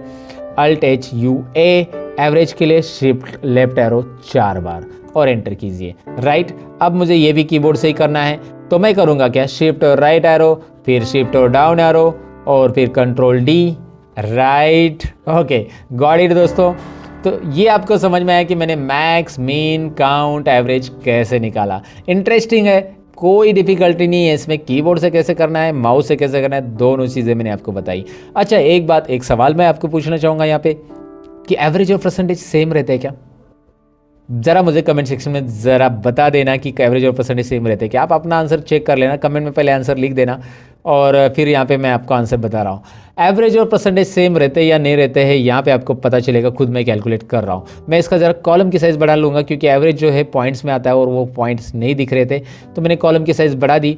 लेकिन यहाँ पे ज़्यादा डेसिमल आ रहे हैं, इतने ज़्यादा डेसिमल प्लेसेस हमें चाहिए कि देखिए कॉलम की साइज़ बढ़ाइए, इतने सारे डेसिमल आ रहे हैं। तो डेसिमल प्लेसेस को अगर कम ज़्यादा करना है या एक पर्टिकुलर डेसिमल में रखना है, तो यहाँ पे होम टैब में आपको ऑप्शन दिया गया है नंबर फॉर्मेट में। ये नंबर ग्रुप दिख रहा है ना, उसमें आपको यहाँ पे ये जो ऑप्शन दिखाई दे रहा है डिक्रीज डेसिमल है, और यहाँ पे मैं डिक्रीज कर दिया पूरा का पूरा, लेकिन मुझे यहाँ पे राउंड फिगर मिलेगा फिर, तो मैं इंक्रीज डेसिमल पे क्लिक करूँगा। इंक्रीज डेसिमल पे क्लिक जैसे करूँगा, 1 2, ये इंक्रीज और डिक्रीज डेसिमल यहाँ पे याद रखना है, इंक्रीज डेसिमल, डिक्रीज डेसिमल। सो यहाँ पे बस क्लिक करेंगे तो आपको मिल जाएगा वो ऑप्शंस। यहाँ पे डबल क्लिक कीजिए, कॉलम की साइज़ यहाँ पे एडजस्ट हो जाएगी। ये 2 डेसिमल मैंने रख दिया। अब यहाँ पे परसेंटेज के लिए फॉर्मूला हमें देना पड़ेगा क्योंकि कोई फंक्शन अवेलेबल नहीं है एक्सेल के अंदर। और परसेंटेज का जो फॉर्मूला रहेगा हम कैसे करेंगे, is equal to this is our total divide by what is next, total divide by out of marks. कितने में से मिला ये तीनों भी सब्जेक्ट 100 मार्क्स के मेरे, मतलब पहले सब्जेक्ट 1 को 100 में से मिला है, सब्जेक्ट 2 को 100 में से मिला है और सब्जेक्ट 3 को 100 में से मार्क्स मिला है। तो तीनों 300 में से मुझे मिले हैं, इसलिए 300 इंटू 100, राइट। सो 300 इंटू 100 अगर मैं क्रॉस मल्टीप्लिकेशन करूंगा तो दोनों जीरो हट जाएंगे और यहाँ पे मैं 3 लिखूंगा तो भी चलेगा, लेकिन मैं आपको फॉर्मूला समझाने के लिए ऐसा लिख रहा हूँ। एंटर करूंगा और मैं यहाँ पे डबल क्लिक करूंगा और यहाँ पे देखिए क्या हो रहा है, एवरेज और परसेंटेज यहाँ पे आपको दिखाई दे रहा है। यहाँ पे डेसिमल प्लेसेस एक काम कीजिए, कम कीजिए, 2 डेसिमल प्लेसेस रखिए बस, और आपको एवरेज और परसेंटेज सिमिलर दिख रहा है या नहीं, ज़रा बताइए। सिमिलर है आप बोलेंगे, सिमिलर ही होता है ऐसा आप बोलेंगे, लेकिन कुछ केसेस में सिमिलर है, कुछ केसेस में नहीं। अब कैसे, मैं आपको बता देता हूँ। अगर आपके सब्जेक्ट तीनों भी सब्जेक्ट 100 मार्क्स के हैं तो एवरेज और परसेंटेज सिमिलर रहेगा, लेकिन कोई एक सब्जेक्ट 150 में से मार्क्स मिले हैं, so it is possible to like get 148 marks, है ना। आपको 148 मिले हैं 150 में से, राइट। इधर 100 में से मिले आपको 98 और इधर 100 में से मिले आपको 95। तो अब आपका मार्क्स, यहाँ पे ज़रा डबल क्लिक करता हूँ मैं, यहाँ पे भी डबल क्लिक करता हूँ क्योंकि ये ऐसा आ गया ना, ज़रा ध्यान से देखिए, यहाँ पे हैश आ रहा है ना, तो यहाँ पे कॉलम की साइज़ कम पड़ रही, समझ जाना। ये छोटी छोटी चीज़ें डेटा एंट्री में याद रखना। तो आपको कॉलम की साइज़ बढ़ा देना है, डबल क्लिक करना है, ऐसे आप कर सकते हैं। आपको यहाँ पे ये समझना है कि यहाँ पे टोटल कितनी है, 341, यानी 350 में से ये मिले हैं आपको, 300 में से नहीं मिले। So average can be greater then 100, हो सकता है ना। एवरेज तो 100 से ज़्यादा हो सकता है, लेकिन परसेंटेज हो सकता है क्या, 113% कभी सुना है किसी स्टूडेंट को मिले? तो भैया आपका कैलकुलेशन तो गलत है, क्योंकि ये मिले हैं आपको 350 में से। तो यहाँ पे एक तो आप 350 लिखो या फिर इसको आप इस तरह से लिखो 3.5, ये भी चलेगा क्योंकि क्रॉस मल्टीप्लिकेशन में 2 जीरो जो है इधर पॉइंट में आ जाएंगे। तो ये देखिए आपका जवाब क्या आएगा। इस तरह के आपके परसेंटेज रहेंगे, 97% आपको मिले रहेंगे और एवरेज इस तरह से रहेगा। तो एवरेज और परसेंटेज अलग अलग होगा जब आपके सब्जेक्ट के मार्क्स कुछ अलग ही है, 100 नहीं है, 100 में से है तो एवरेज और परसेंटेज सिमिलर रहेगा। फिलहाल मैं इसे अंडू कर देता हूँ सारी चीज़ों को, और मैं आपको ये बताने के लिए ये मैंने सारी चीज़ें या उटपटांग हरकतें की कि एवरेज और परसेंटेज अलग अलग कौन से केसेस में होते हैं। अब आप किसी को भी बता सकते हैं। बहुत सारे लोगों की एक गलतफहमी होती है कि ये दोनों इक्वल रहते हैं, लेकिन कुछ केसेस में ये दोनों सिमिलर या इक्वल हम नहीं कह सकते उसको, राइट। अब रिजल्ट और ग्रेड तो हम निकालने वाले दोस्तों, ये ज़रा ट्रिकी फॉर्मूला यहाँ पे इफ कंडीशन हम सीखने वाले हैं, और इफ कंडीशन से हम रिजल्ट और ग्रेड कैसे निकालेंगे सीखेंगे। लेकिन उसके पहले कुछ चीज़ें हम यहाँ पे सीख लेंगे। सबसे पहले तो हम कंडीशनल फॉर्मेटिंग सीख लेंगे। अब कंडीशनल फॉर्मेटिंग इनके ऊपर मुझे देनी है। सब्जेक्ट 1 2 3 को मैंने सिलेक्ट किया है। होता क्या है, होम टैब में कंडीशनल फॉर्मेटिंग एक ऑप्शन है।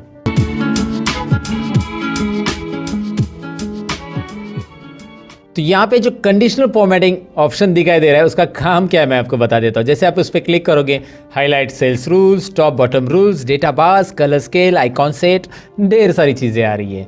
तो यहाँ पे हाईलाइट सेल्स रूल्स हम सीखने वाले हैं। एडवांस कंडीशनल फॉर्मेटिंग भी होता है, जो कि मैं आपको आगे बताऊंगा। फिलहाल तो हम बेसिक चीज़ें पहले सीख लेते हैं इजीली। यहाँ पे कुछ हाईलाइट सेल्स रूल्स आपको दिखाई दे रहे हैं, जिसमें आपको greater than, less than, between, equal to, text that contains, date occurring and duplicate values, right. अब मैं आपको सबसे पहले बताऊंगा कि कंडीशनल फॉर्मेटिंग करेगा क्या। जो नंबर्स मैंने सिलेक्ट किए हैं उसके ऊपर हम कुछ कंडीशन के अकॉर्डिंग फॉर्मेटिंग देंगे। अब कंडीशन के अकॉर्डिंग फॉर्मेटिंग यानी हमें लेस देन 35 वाले नंबर हाईलाइट करने हैं। वो कौन से कलर में रहते हैं आपको स्कूल में, जब आपको 35 से कम मार्क्स मिलते हैं तो कौन से कलर में लिखते हैं टीचर, कौन से कलर में, ज़रा बताइए। रेड कलर में, एवरीबडी नोज दैट। तो लेस देन पे क्लिक कीजिए और यहाँ पे लेस देन पे क्लिक करने के बाद एक छोटा सा नन्ना सा डायलॉग बॉक्स आ रहा है हमेशा की तरह। और इस डायलॉग बॉक्स में मैं क्या कर रहा हूँ, जो 38 दिख रहा है वहाँ पे मैंने 38 किया है। और 35 करने के बाद आप देख सकते हैं ऑटोमेटिकली 35 से जो भी कम है सब्जेक्ट 1 2 3 में, तीनों में भी 35 से जितने भी कम है वो रेड कलर में बैकग्राउंड के साथ वो हाईलाइट हो रहे हैं। मुझे ये कलर नहीं चाहिए तो मैं यहाँ पे कलर कस्टमाइज कर सकता हूँ। और करने के लिए बस आपको यहाँ पे कस्टमाइज करने के लिए बस आपको यहाँ पे कस्टम फॉर्मेट पे क्लिक करना होगा। नीचे दिखाई दे रहा है कस्टम फॉर्मेट ऑप्शन है, जैसे आप इस ड्रॉप डाउन पे क्लिक कर देते हो। कस्टम फॉर्मेट में हमें यहाँ पे फिल या फिर फॉन्ट जो कलर चाहिए वो चूज कर सकते हैं। मैं फॉन्ट कलर ही देना चाहता हूँ, फॉन्ट में मैंने रेड कलर दे दिया। देखिए फॉन्ट में कलर में यहाँ पे रेड कलर, और ओके कीजिए। अब ओके कीजिए, देखिए क्या हो रहा है, बस 35 के नीचे वाले जो है उसका फॉन्ट कलर रेड हो चुका है। आसान है ना, बहुत बहुत ही आसान है। अब मैं आपको बताऊँ कि 35 के ऊपर वाले देने हैं तो conditional formatting, highlight cells rule, और यहाँ पे हाईलाइट सेल्स रूल में ग्रेटर दैन में क्लिक करेंगे। ग्रेटर दैन 35 को कौन सा कलर देना है आपके ऊपर है, ग्रीन देना है, रेड देना है। कस्टम फॉर्मेट में जाइए और यहाँ से आप ब्लू कलर देना चाहते हैं, जो भी है जो देना है वो दे सकते हैं। लेकिन एक बात यहाँ पे ध्यान दीजिए, मैंने 35 अगर लिखा तो वो तो ब्लैक कलर में आ रहा है ना, 35 ब्लैक कलर में आ रहा है, बाकी सब तो ऑटोमेटिक अपने अपने कलर में आ रहे हैं। तो यहाँ पे मैं करूँगा क्या, कंडीशनल फॉर्मेटिंग में और एक चीज़ है जो कि आपको यहाँ पे देखनी चाहिए, इक्वल टू है, बिटवीन भी है वैसे। इक्वल टू 35 देते पहले, इक्वल टू 35 कौन से कलर में रखना है आपको। चलिए मैं यहाँ पे कस्टम फॉर्मेट में हमेशा की तरह कलर दूसरा लेता हूँ। यहाँ पे मतलब इस तरह मैंने पर्पल ले लिया। जैसे आप मार्क्स चेंज करेंगे वहाँ पे कलर भी चेंज हो जाएगा दोस्तों। यहाँ पे आप देख सकते हैं मैंने इसके मार्क्स चेंज किए, वहाँ पे हो गया उसका पर्पल। यहाँ पे इसको मैंने पास कर दिया, यहाँ पे हो गया उसको ओके। सो गॉट इट, आपको समझ में आया ये कैसे हो रहा है, ओके। अब मुझे यहाँ पे कोई बिटवीन मार्क्स हाईलाइट करने हैं, जैसे मुझे 150 टू 175 के बीच में हाईलाइट करने हैं, तो मैंने इसको सिलेक्ट किया, कंडीशनल फॉर्मेटिंग और बिटवीन पे क्लिक किया। सिंपल है, बिटवीन में 150 टू 170 मैंने दे दिया, तो मैंने दे दिया और जस्ट मैंने कोई भी कलर यहाँ पे सिलेक्ट कर लिया और ओके किया। दिखाई दे रहा है आपको 150 टू 175 के या जो भी आप फॉर्मेट दोगे उसके बीच में यहाँ पे नंबर हाईलाइट हो जाएंगे। कंडीशनल फॉर्मेटिंग में आगे है यहाँ पे टेक्स्ट दैट कंटेंट्स में हम पर्टिकुलर टेक्स्ट में हाईलाइट कर सकते हैं। जैसे मैं आपको एग्जांपल देता हूँ यहाँ पे। चलिए मैं अभी फिलहाल तो पास फेल डायरेक्टली लिख रहा हूँ, लेकिन इसका फॉर्मूला बनता है दोस्तों, और वो तो हम सीखने वाले हैं ना आगे, तो बड़े रहेगा वीडियो के अंदर। इसका फॉर्मूला काफ़ी इंटरेस्टिंग है, ऑटोमेटिक पास फेल आने वाले हैं। फिलहाल तो मैंने पास फेल ऐसा अंदाज लिखा है कि ये पास है ये फेल है, तो ये मत देखिएगा कौन पास है कौन फेल है। मुझे बस यहाँ पे दिखाना है कि पास वाले जो है वो ग्रीन कलर में रहने चाहिए, फेल वाले जो है रेड कलर में। तो मैं वही करूँगा, यहाँ पे एक कंडीशनल फॉर्मेटिंग में जो ऑप्शन था वो पिक करूँगा, टेक्स्ट दैट कंटेन्स। जिस टेक्स्ट के अंदर पास है उसको मैं ये वाला ग्रीन वाला कलर देना चाहता हूँ। चलिए मैंने यहाँ पे डायरेक्टली प्री डिफाइन जो कलर है ना, green fill with the dark green text, वो दे दिया, राइट। अब मैं क्या करता हूँ, कंडीशनल फॉर्मेटिंग दोबारा उसी को सिलेक्ट रख के आप एक ही सेल्स के ऊपर दो कंडीशंस भी दे सकते हैं, जो कि यहाँ पे मैं आपको दिखा रहा हूँ। फेल, यहाँ पे आपको फेल लिखना है और फेल के अंदर ये कलर देना है और ओके कीजिए। अब आप देख सकते हैं पास और फेल को कैसे कलर आ रहा है। मैंने एक टेम्पररी आपको बताया सोल्यूशन कैसे करना है। उसके अलावा यहाँ पे अगर मैं आपको बताऊँ कि कोई डेट्स है तो डेट्स के लिए भी आप फॉर्मूला दे सकते हैं। जैसे यहाँ पे कोई डेट्स नहीं है, but I do one thing, यहाँ पे मैं कोई डेट लेता हूँ। जैसे मैं यहाँ पे 22 दिसंबर को रिकॉर्ड कर रहा हूँ, तो मैं यहाँ पे सपोज 2 दिन पहले की डेट लेता हूँ और मैंने यहाँ पे 2 दिन पहले की डेट ले ली है, और उसके बाद इस डेट को मैं ड्रैग करूँगा तो ये सीरियली डेट आ जाएगी, राइट। मैं इतनी डेट दिखा रहा हूँ बस यहाँ पे आपको ये समझाने के लिए। कंडीशनल फॉर्मेटिंग में हाईलाइट सेल्स रूल में डेट ऑकरिंग हमारा नेक्स्ट टॉपिक है। डेट ऑकरिंग में जब हम क्लिक करेंगे, एस्टरडे कल की डेट, आज 22 तारीख है तो कल की डेट 21 तारीख, टुडे है ना, right, tomorrow, in last 7 days, ऐसी बहुत सारी चीज़ें इसमें, ये सेल्स रिपोर्ट वगैरह में बहुत काम आती है। आप अगर हाईलाइट करके रखना चाहते हैं सेल्स को, अगर आप ये फॉर्मूला देके रखेंगे तो ऑटोमेटिकली नेक्स्ट वीक की डेट, दिस वीक की डेट, है ना, ये सब यहाँ पे हाईलाइट होगी। लास्ट वीक की, इन लास्ट 7 डेज, यहाँ पे तो 7 डेज नहीं, मैंने 2-4 ही डेट ली है। तो ये कंडीशनल फॉर्मेटिंग आप यहाँ पे अप्लाई कर सकते हैं डेट वाइज। फिलहाल मैंने उस पर नहीं किया, लेकिन मैंने आपको बता दिया। अच्छा, दूसरी चीज़ यहाँ पे मैं आपको बताना चाहूँगा कि यहाँ पे नाम है और आप चाहते कि यहाँ पे किसी का भी नाम डुप्लीकेट आए तो वो हाईलाइट हो जाए, या आपने मोबाइल नंबर लिखा रहेगा तो डुप्लीकेट मोबाइल नंबर एंटर करते हैं तो वो हाईलाइट हो जाए। तो डुप्लीकेट वैल्यूज़ आपको पता चले एंटर करने के बाद, तो सबसे पहले इस कॉलम पे पूरे कॉलम को सिलेक्ट कीजिए, क्योंकि पूरे कॉलम में जब आप एंटर करेंगे तो आपको पता चलना चाहिए। तो बी कॉलम पे क्लिक करने के बाद conditional formatting, highlight cells rule, और लास्ट ऑप्शन जो है यहाँ पे देखना है, from this list duplicate values, ये दिखाई दे रहा है, क्लिक कीजिएगा। क्लिक करने के बाद बस यहाँ पे कलर तो ऑटोमेटिक आने वाला है, कलर है, डुप्लीकेट वैल्यूज यहाँ पे रखिए और ओके कीजिए, डुप्लीकेट ही रखना है। और अभी क्या होगा देखिए, मैं आपको बता देता हूँ कि ए अगर हमने डबल लिखा तो क्या हो रहा है। अगर मैं यहाँ पे ऐप लिखता हूँ सो कुछ भी प्रॉब्लम नहीं है, जी लिखता हूँ उसे कुछ प्रॉब्लम नहीं है, लेकिन उस लिस्ट में अगर वो नाम दोबारा आता है, जैसे ये नाम दोबारा आ गया है बी, तो वो हाईलाइट कर रहा है 2 बार है भैया, ये भी 2 बार है, कहाँ पे वो बता रहा है, सी डी भी हाईलाइट कर रहा है, राइट। सो डुप्लीकेट वैल्यू हाईलाइट करने के लिए काफ़ी इंटरेस्टिंग है। आपने ए बी सी डी लिखा है, मैंने ये मत समझो कि ए बी सी डी आएगा खाली, मैंने अनिल नाम लिखा, और अगर अनिल नाम पहले से लिखा होगा लिस्ट में, लुक एट हियर, राइट, तो ये भी यहाँ पे हो जाएगा हाईलाइट। इंटरेस्टिंग है, ये सारी चीज़ें आपको समझ में आई होगी कंडीशनल फॉर्मेटिंग करना कैसे है। कंडीशनल फॉर्मेटिंग में यहाँ पे इस मार्क्स को कुछ अलग तरीके से फॉर्मेट करने के लिए मैं यहाँ पे सबसे पहले इसका फॉर्मेटिंग हटाना चाहूँगा। तो मैं कंडीशनल फॉर्मेटिंग में जाता हूँ, क्लियर रूल्स, और यहाँ पे 2 ऑप्शन रहते हैं कि आपको पूरे शीट का रूल क्लियर करना है, मतलब यहाँ पे राइट साइड में पास फेल को लगाया हुआ रूल भी क्रिएट करना है। तो clear rules from entire sheet कीजिए, सबके रूल जाएंगे, जो सिलेक्टेड है उनके भी जाएंगे, बाकी के भी जाएंगे, और क्लियर रूल्स फ्रॉम सिलेक्टेड मतलब जो नंबर सिलेक्टेड है उसी के जाएंगे। तो मैं फिलहाल नंबर के गायब करना चाहता हूँ, तो देखिए नंबर के रूल्स गायब हो गए। अब यहाँ पे कंडीशनल फॉर्मेटिंग में आपको मैं बताऊँ कि टॉप बॉटम रूल्स भी है, कि इसमें टॉप 10 आइटम्स अगर आपको हाईलाइट करने तो होंगे, टॉप 1 आइटम्स हाईलाइट करने हैं तो यहाँ पे टॉप 1 दिखाई देगा, क्योंकि 65 ही टॉप 1 है तो सभी के सभी हाईलाइट हो जाएंगे। टॉप 2, 3, 4, 5 में वही आएंगे, 6 में नेक्स्ट आइटम आएगा। तो ये टॉप आइटम्स हाईलाइट करने के लिए वैसे आप यहाँ पे बॉटम और बाकी सब आइटम्स हाईलाइट कर सकते हैं। जो आइटम जो नंबर आप हाईलाइट करना चाहते हो वो हाईलाइट कर सकते हैं। आइटम्स हमारे हिंदी में कुछ अलग तरीके से बोला जाता है या मीनिंग लिया जाता है, लेकिन यहाँ पे आइटम्स मतलब नंबर से हमारे दोस्तों। सो समझ में आपको ये कैसे करना है, टॉप बॉटम टॉप 10%, ये ज़रा ट्राई मारिएगा इसके ऊपर ज़रा। डेटाबास में यहाँ पे मैं आपको बताऊँ कि डेटाबास में जैसे ही आप कोई भी यहाँ पे नंबर्स मतलब कोई भी कलर्स के ऊपर या ग्रेडियंट के ऊपर सेलेक्ट करते हैं, सॉलिड फील लीजिए या डेटाबास में ग्रेडियंट फील लीजिए, यहाँ पे आपको वो कलर्स में वो पर्टिकुलर सेल पूरा यहाँ पे फिलअप दिखाई देगा।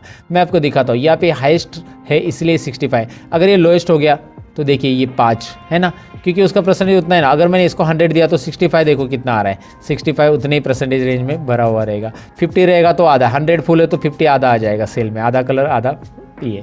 तो आपको ये समझने में दिक्कत नहीं है कि डेटाबास यहाँ पे क्या बता रहा है। बहुत सिंपली आपको डेटा का प्रेजेंटेशन मिल रहा है कंडीशनल फॉर्मेटिंग के अंदर। डेटाबास के रूल्स क्लियर करने हैं या पूरे रूल्स क्लियर करने, तो clear rules from entire sheet, पूरे के पूरे रूल्स मैंने क्लियर कर दिए। अब डेटाबास के अलावा कलर स्केल भी है, पूरे कलर अलग अलग रेंज में आ जाएगा, मतलब 25 जो रेंज में रहेंगे वो रेंज में एक ही कलर मिलेगा आपको, 25, 21, 22, 23 क्यों एक ही कलर, फिर अलग अलग रेंज में अलग अलग कलर स्केल मिलेंगे। वैसे ही आइकॉन सेट देखिए, ये काफ़ी इंटरेस्टिंग है। जो हाईएस्ट नंबर, ये आपने देखा होगा ना मोबाइल में, जैसे आपको नेटवर्क मिलता है, आपको नेटवर्क पूरा मिला तो 4 Kandi network, 3 Kandi network, 2 Kandi network ऐसा हम बोलते हैं ना। सो यहाँ पे वैसे ये कुछ है, नेटवर्क में शो कर रही है या फिर इसे शो कीजिए या फिर इसे शो कीजिए। जो भी आपको प्रेजेंटेशन में अच्छा या अट्रैक्टिव लग रहा है ये आप दिखा सकते हैं। ये बस मीटिंग के लिए, प्रेजेंटेशन के लिए होगा, प्रिंटिंग के लिए वगैरह इसका यूज़ करने की ज़रूरत नहीं है। और ये डेटा में जब प्रेजेंट किया जाता है तभी इसका ज़्यादातर यूज़ किया जाता है। अब आपको लगा कि यार ये मैंने दिखा लेकिन मुझे यही दिखाना है, इसमें नंबर नहीं दिखाने, तो ये भी हम कर सकते हैं। नंबर गायब करने के लिए एक छोटी सी ट्रिक यहाँ पे बता देता हूँ, मैं आपको जल्दी बता देता हूँ। यहाँ पे नंबर फॉर्मेट दिखाई दे रहा है, उसके यहाँ पे क्लिक करना है नंबर फॉर्मेट पे। होम टैब में ये नंबर फॉर्मेट है, उसका जो ऑप्शंस आता है एक्स्ट्रा ऑप्शंस, यहाँ पे फॉर्मेट सेल्स आ जाएगा। इसे लाने के लिए आप Ctrl+1 भी बटन प्रेस कर सकते हैं कीबोर्ड से, Ctrl+1 ये उसकी शॉर्टकट की है। उसके बाद आपको यहाँ पे नीचे कस्टम पे क्लिक करना है दोस्तों। और कस्टम के अंदर यहाँ पे मैं क्या कर रहा हूँ, टाइप जो दिखाई दे रहा है ना, उसमें मैं सेमी कॉलन टाइप करूँगा। बस क्या टाइप करना है, टाइप में सेमी कॉलन टाइप करना है, ओके करना है। नंबर गायब, नंबर है वहाँ पे लेकिन वो नंबर डिस्प्ले नहीं होंगे क्योंकि हमने वहाँ पे कस्टम किया सेमी कॉलनों से। और यहाँ पे अगर आप 100 लिखते हो, now you will find out number है दिखाई दे रहा है, आगे टोटल भी आ चुकी है, नंबर गायब नहीं है। 320 लिखते हो, देखो चार्ट पूरा चेंज हो जाएगा अलग अलग। सो आपको यहाँ पे ये समझ में आया कि वहाँ पे नंबर है लेकिन हमने उसे गायब किया है। कैसे गायब किया वो समझ में आया होगा आपको। मैं अंडू कर देता हूँ फिलहाल, इसे आप वहाँ पे वापिस जाके कस्टम में जनरल लिखेंगे तो आ जाएगा। तो ये नंबर फॉर्मेट कैसे करना है और किस तरह से कंडीशनल फॉर्मेटिंग अप्लाई करनी है आपको समझ में आया होगा। अब यहाँ पे कुछ चीज़ें और जानते हैं, जैसे कि यहाँ पे कंडीशनल फॉर्मेटिंग तो मैंने आपको बता दिया। यहाँ पे एक रो इंसर्ट करना है, कैसे करना है मैं आपको बताता हूँ। कंट्रोल प्लस ये डेटा एंट्री में याद रखिए कि आपको अगर कोई रो इंसर्ट करना है कोई भी सेल के अंदर तो आप इसे राइट क्लिक करके भी कर सकते हैं। राइट क्लिक इंसर्ट रो, देखिए रो कैसे इंसर्ट करना है, बहुत ही सिंपल है। कोई भी रो ऐड करना है, कॉलम ऐड करना है, सपोज सब्जेक्ट 4 यहाँ पे रह गया, कुछ भी चीज़ें आपको ऐड करनी नहीं, आपको यहाँ पे कॉन्टैक्ट नंबर ऐड करना था तो आपने यहाँ पे करना है राइट क्लिक और इंसर्ट। नया कॉलम ऐड करने के लिए राइट क्लिक इंसर्ट। या शॉर्टकट की मैं बताता हूँ आपको, कंट्रोल प्लस। देखिए आपको सिलेक्ट कौन सा कॉलम करना है, जिस कॉलम के पहले आपको कॉलम ऐड करना है उसी कॉलम को सिलेक्ट करना है और कंट्रोल प्लस उसके पहले आ जाएगा। अगर आपको ऐप के पहले कॉलम ऐड करना है कंट्रोल प्लस, सिंपल है ना, उस कॉलम को सिलेक्ट करना है। अच्छा, आपने अगर सेल सिलेक्ट किया होगा और कंट्रोल प्लस किया होगा तो क्या होगा, ये डायलॉग बॉक्स आएगा, वो पूछेगा आपको कि सेल इंसर्ट करना है या कॉलम इंसर्ट करना है। फिलहाल तो मुझे एंटायर कॉलम इंसर्ट करना है, राइट। तो आपको यहाँ पे याद रखना है, अगर आपने कॉलम को सिलेक्ट किया है तो डायरेक्ट इंसर्ट होगा, और कॉलम को नहीं सिलेक्ट किया है, सेल को सिलेक्ट किया है, तो आपको ये डायलॉग बॉक्स मिलेगा, वो पूछेगा रो इंसर्ट करना है या कॉलम। तो मैंने रो किया तो और एक रो ऐड हो गया। तो आप ऐसे रो भी ऐड कर सकते हैं, कॉलम भी ऐड कर सकते हैं। और फिलहाल अगर मुझे इस रो को डिलीट करना है, जैसे मैंने इसे अंडू कर दिया अभी, लेकिन दोबारा कंट्रोल वाई करके रीडू किया और मैं इसे डिलीट करना चाहता हूँ, तो मैं इसके ऊपर ऐसा क्लिक करूँगा, इस रो को सिलेक्ट करूँगा और कंट्रोल माइनस करूँगा तो ये पूरा डिलीट हो जाएगा। लेकिन मैंने सिलेक्ट नहीं किया है, कर्सर यहाँ पे कहीं पे भी है, कंट्रोल माइनस किया तो वो पूछेगा कि आपको रो डिलीट करना है या कॉलम डिलीट करना है। तो हम यहाँ पे एंटायर रो सिलेक्ट करेंगे और एंटायर रो सिलेक्ट करके ओके करेंगे। आपको दिखाई दे रहा है रो डिलीट हो गया। कंट्रोल प्लस ऐड होगा, कंट्रोल माइनस डिलीट होगा। अगर आपने रो सिलेक्ट करके रखा है तो रो ऐड होगा, और आपने कॉलम सिलेक्ट किया है तो कॉलम ऐड होगा कंट्रोल प्लस से, और रो सिलेक्ट करके रखा है कंट्रोल माइनस किया तो रो डिलीट होगा, और कॉलम सिलेक्ट करके रखा है और कंट्रोल माइनस किया तो कॉलम डिलीट होगा। ये शॉर्टकट की याद रखना है। वैसे उसके लिए alt I C insert column ये एक शॉर्टकट की बनती है, और alt I R insert row ये भी एक शॉर्टकट की बनती है, जो कि मैंने आपको बता दिया। अभी आप डिसाइड कर लो आपको कौन सी शॉर्टकट की यूज़ करनी है, अल्ट आई सी करनी है, अल्ट आई आर करना है, व्हाटएवर, या कंट्रोल प्लस माइनस करना है। सो ये तो हमने देख लिया कि रो और कॉलम कैसे इंसर्ट करते हैं। कहीं पे भी आपको 2-4 कॉलम इंसर्ट करने, आपको लगा कि यार यहाँ पे 5 कॉलम इंसर्ट करने, तो उसके आगे के 5 कॉलम सिलेक्ट कीजिए और कंट्रोल प्लस कीजिए, 5 कॉलम आपको मिलने वाले हैं ना। इंटरेस्टिंग, ये डेटा एंट्री के लिए याद रखिए दोस्तों, डेटा एंट्री में ये सारी चीज़ें यूज़ होती है। आपको उतने कॉलम सिलेक्ट करने हैं और कंट्रोल प्लस, उतने कॉलम ऐड होंगे, वो कॉलम आगे शिफ्ट हो जाएंगे। वैसे रो में भी है, आप इसमें 3 रो या 4 रो बीच में इंसर्ट करना चाहते हैं 2 नंबर के पहले, तो 2 से सिलेक्ट करना चालू कीजिए, 2 से सिलेक्ट 4 तक किया, control plus, control Z undo, right. तो यहाँ पे आपको ये सारी चीज़ें समझ में आए कि कंट्रोल प्लस माइनस से कैसे रो इंसर्ट होता है। मैंने दरअसल ये रो इंसर्ट क्यों किया है, मुझे यहाँ पे टाइटल देना है, तो यहाँ पे स्टूडेंट रिकॉर्ड करके ये टाइटल है, तो मैंने स्टूडेंट रिकॉर्ड लिखा है। अब मैं इसे सिलेक्ट करूँगा यहाँ से यहाँ तक, जो कि आपको दिख रहा है। क्यों यहाँ से यहाँ तक सिलेक्ट करूँगा, ए से लेकर एम तक इसलिए सिलेक्ट करना है क्योंकि एम तक मेरा डेटा है, और इतना ही सिलेक्ट करना है, ऐसा पूरा रो नहीं सिलेक्ट करना है। बहुत सारे लोग गलती करते हैं, पूरे रो को सिलेक्ट कर लेते हैं। आपको पूरा रो नहीं करना है, मुझे ए से एम तक, सेल तक, मतलब ये सिलेक्ट करना है। इससे करूँगा क्या मैं आगे, क्योंकि ये टाइटल मुझे सेंटर में चाहिए, तो मैं यहाँ पे एक ऑप्शन रहता है जो कि होम टैब में होता है, मर्ज एंड सेंटर, इसे यूज़ करूँगा।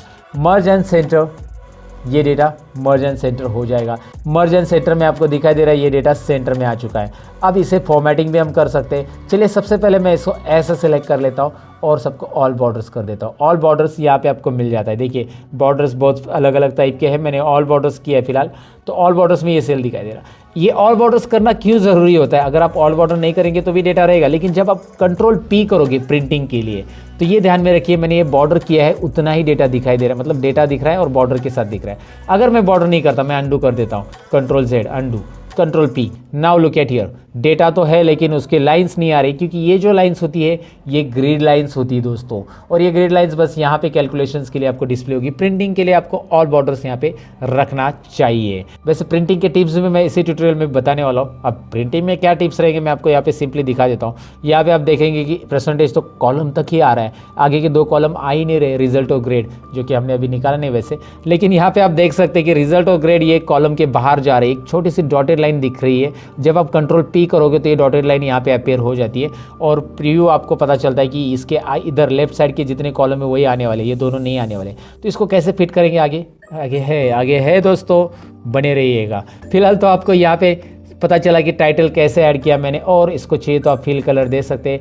You can fill the colour like this, और या फिर आपको नहीं लगता है कि यार ये फिल कलर के को क्यों दे दे, तो इसको सिलेक्ट कीजिए और यहाँ पे आपको स्टाइल्स ऑप्शन मिल रहा है, जहाँ से आप डिफरेंट स्टाइल्स अप्लाई कर सकते हैं सेल के ऊपर। डायरेक्टली यहाँ पे स्टाइल अप्लाई हो रहा है, आप डायरेक्ट जो चाहिए वो स्टाइल अप्लाई कीजिए। लेकिन मैं रिकमेंडेशन करूँगा कि स्टाइल वगैरह अप्लाई करने से आप इसे टेबल में कन्वर्ट कीजिए। टेबल में कन्वर्ट कैसे करना है, तो यहाँ पे स्टाइल्स तो आप अप्लाई कर सकते हैं, लेकिन मैं आपको बताऊं कि इस डेटा को, ये टाइटल छोड़ दो, ये तो हमारा मर्जन सेंटर टाइटल है, इस डेटा को हम टेबल में कन्वर्ट कर सकते हैं। टेबल में कन्वर्ट करने के लिए यहाँ पे आपको 2 ऑप्शंस रहते हैं, एक तो फॉर्मेट एज ए टेबल में से आप टेबल में कन्वर्ट कर सकते हैं, या फिर इंसर्ट में से यहाँ पे आता है टेबल ऑप्शंस।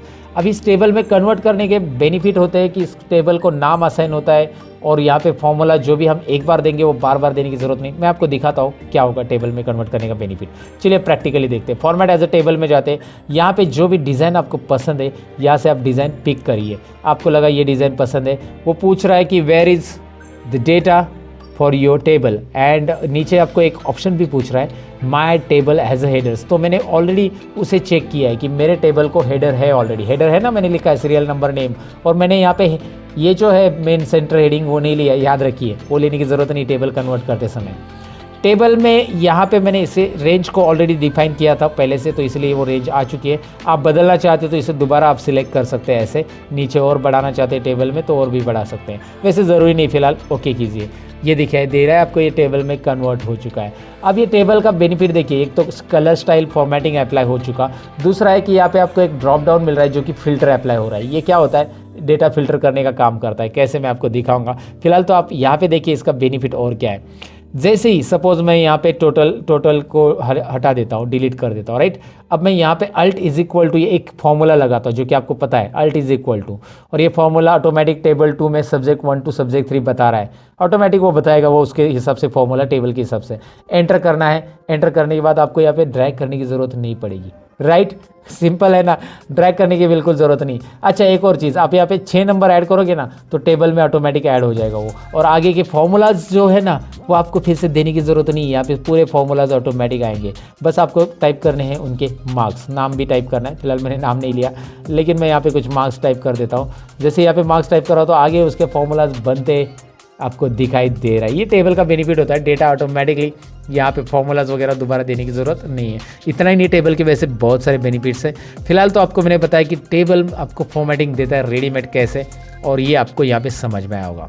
तो टेबल को अगर रिमूव करना है, बहुत सारे लोगों का ये सवाल भी रहता है कि टेबल मैंने अप्लाई किया, अभी मुझे नहीं चाहिए टेबल, ये फॉर्मेटिंग नहीं चाहिए, तो आप टेबल को रिमूव भी कर सकते हैं। इसके लिए आपको टेबल के लिए यहाँ पे एक टैब आता है, जब आप टेबल इंसर्ट करते हो तो एक डिज़ाइन टैब आता है। डिज़ाइन टैब में यहाँ पे एक ऑप्शन रहता है convert to range, convert to range. तो कन्वर्ट टू रेंज पे आप क्लिक कीजिए, और do you want to convert this table into the normal range, yes, ये हमें नॉर्मल रेंज में कन्वर्ट करना है, हमें नहीं चाहिए टेबल में, तो उसका फिल्टर हट जाएगा लेकिन फॉर्मेटिंग नहीं हटेगा।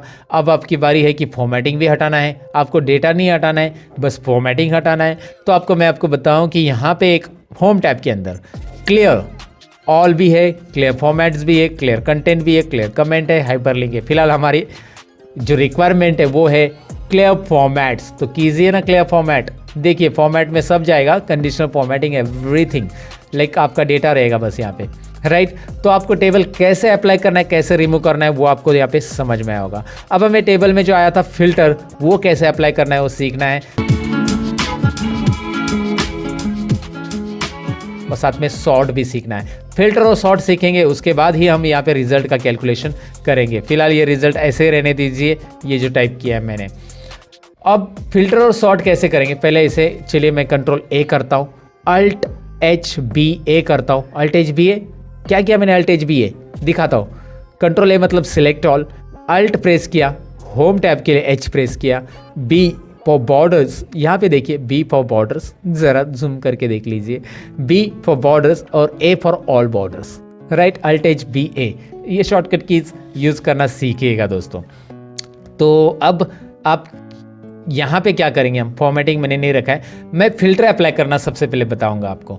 फिल्टर कैसे अप्लाई होता है, शॉर्टकट की alt A T, filter apply हो गया, जो कि टेबल हमने इंसर्ट किया था तभी फिल्टर आया था, right. So alt A T से यहाँ पे फिल्टर अप्लाई होता है, अल्ट ए टी दोबारा फिल्टर रिमूव करने के लिए, alt A T apply, alt A T remove, right. So alt A T से होता है, या डेटा में यहाँ पे आपको ऊपर फिल्टर ऑप्शन दिखाई दे रहा है, डेटा में फिल्टर ऑप्शन पे क्लिक कीजिए, आपको फिल्टर मिल जाता है, remove filter. Okay, home tab में भी फिल्टर है, हाँ दोस्तों, यहाँ पे देखिए होम टैब में राइट कॉर्नर में आपको सॉर्ट और फिल्टर ऑप्शन दिखाई देता है, जिसमें नीचे फिल्टर ऑप्शन दिखाई दे रहा है, जिस पे क्लिक करके आप यहाँ पे फिल्टर ले सकते हैं। तो आप फिल्टर सीख रहे हैं, डेटा के अंदर फिल्टर कैसे अप्लाई करना है ये तो देखा, लेकिन फिल्टर काम कैसे करेगा, यहाँ पे देखिए नेम ऑफ स्टूडेंट में आप चाहते हैं कि मुझे ए और बी का रिकॉर्ड दिखे, तो मैंने उस ड्रॉप डाउन पे फिल्टर का जो ड्रॉप डाउन एरो आता है नीचे डाउन एरो, उस पर क्लिक किया और यहाँ पे बी और सी का, मतलब जो भी स्टूडेंट का देखना चाहते हैं, अनचेक किया सबको और बी और सी का रिकॉर्ड चेक कर दिया। अब सबको अनचेक किया, बी और सी को चेक किया, तो बी और सी का रिकॉर्ड आपको दिखाई देगा। सिंपल है ना, बहुत सिंपल है, आपको बस यहाँ पे सिलेक्ट ऑल करना है, तो सिलेक्ट ऑल, सभी का रिकॉर्ड आएगा, आप यहाँ पे क्लिक कीजिए और जो रिकॉर्ड आपको चाहिए यहाँ से आप रख सकते हैं। चलिए एक काम कर देते हैं, हम यहाँ पे कुछ नाम मैं लिखता हूँ, तो यहाँ पे मैंने कुछ नाम लिखे और नाम के अकॉर्डिंग मैं फिल्टर करना चाहता हूँ। यहाँ पे है टेक्स्ट फिल्टर्स, नाम के अकॉर्डिंग फिल्टर करने के लिए। टेक्स्ट फिल्टर्स में क्या करना है आपको, देखिए इक्वल टू है, डज नॉट इक्वल टू है, बिगिंस विथ है, एंड्स विथ है, कंटेंट्स विथ है।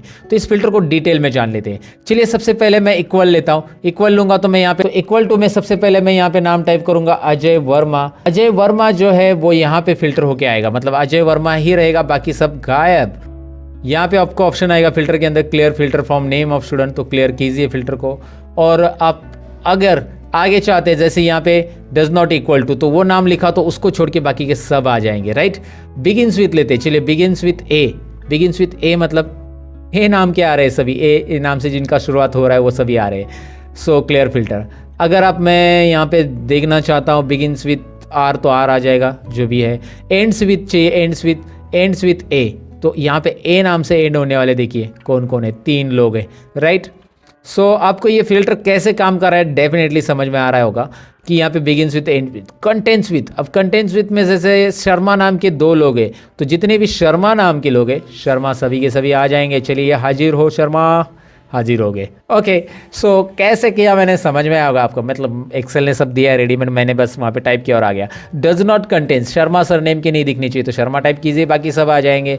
शर्मा को गायब कर दीजिएगा, शर्मा जी गए, सभी शर्मा जी गए, बस अभी वर्मा जी है, काले जी है, बाकी सब जी है, सब्जी मीन्स सब्जी, सब लोग है जी। ओके, तो यहाँ पे आपको ये समझ में आया होगा कि भाई फिल्टर काम कर रहा है टेक्स्ट के ऊपर, वैसे नंबर के ऊपर करता है क्या, ज़रूर करेगा। नंबर्स के ऊपर आप यहाँ पे अनचेक चेक कर सकते हैं। साथ में नंबर फिल्टर में भी वही चीज़ें जो कंडीशनल फॉर्मेटिंग में हमने देखी थी कि मुझे लेस देन ये वाले नंबर चाहिए, वो वाले चाहिए, ग्रेटर देन वाले चाहिए, टॉप 10 चाहिए, तो मैं लेस देन यहाँ पे लेता हूँ। और यहाँ पे कैसे कि लेस देन मुझे 150 के नीचे वाले लोग चाहिए। चलिए 150 के नीचे वाले ये है, इनके मार्क्स सबसे कम है, तो ये मैंने आपको यहाँ पे दिखाया। 150 के नीचे वाले कैसे करना है, मैंने अंडू किया, फिल्टर हटाने के लिए अंडू भी कर सकते हैं यहाँ पे, क्योंकि अभी अप्लाई किया है। तो सो यहाँ पे less than, equal to, between, ये सारी चीज़ें आपको एक बार ज़रूर ट्राई करनी चाहिए। आप एक्सेल बिगिनर्स हो तो इसकी प्रैक्टिस आपको ज़रूर करनी चाहिए फिल्टर की।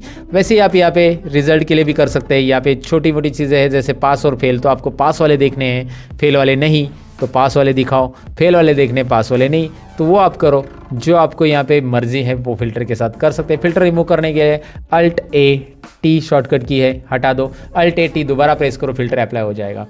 सो इस तरह से हमने फिल्टर को जान लिया। अब फिल्टर के बाद बारी है सॉर्ट की। अब सॉर्ट होता क्या है दोस्तों, सॉर्ट यानी कि डेटा को असेंडिंग और डिसेंडिंग ऑर्डर में लाना। तो अब असेंडिंग और डिसेंडिंग ऑर्डर में क्या जरूरत पड़ सकती है, जैसे यहाँ पे दिखाई दे रहा है name of student, ABCD wise मुझे लगाना है, तो यहाँ पे डेटा के अंदर ही आपको सॉर्ट मिलता है, या होम टैब में भी सॉर्ट मिलता है। A to Z या Z to 8 लगाना, यानी कि सॉर्टिंग करना असेंडिंग ऑर्डर में A to Z और Z to A मतलब डिसेंडिंग। तो चलिए मैं A to Z करता हूँ। अजय वर्मा के बाद A नाम के ही लोग आने चाहिए पहले, फिर B नाम के, फिर C नाम के, A to Z। तो जैसे मैं सॉर्ट के लिए क्लिक करूंगा, बस अजय कॉलम को सिलेक्ट किया है मैंने, ये डेटा ही, और सॉर्ट के लिए क्लिक करूंगा तो एक्सेल एक वार्निंग दे रहा है आपको। ये वार्निंग डायलॉग बॉक्स में ये बता रहा है कि आपने जो डेटा सिलेक्ट किया है उसके आगे भी डेटा है, अगर आप उसे सिलेक्ट नहीं करते हो तो वो डेटा सॉर्ट नहीं होगा। मतलब अजय वर्मा के मार्क्स 35, 50 और 100 है। अगर आपने उसे सिलेक्ट नहीं किया तो किसी और को मिल जाएंगे। अगर आपने कंटिन्यू विद सिलेक्शन किया तो कंटिन्यू विद करंट सिलेक्शन।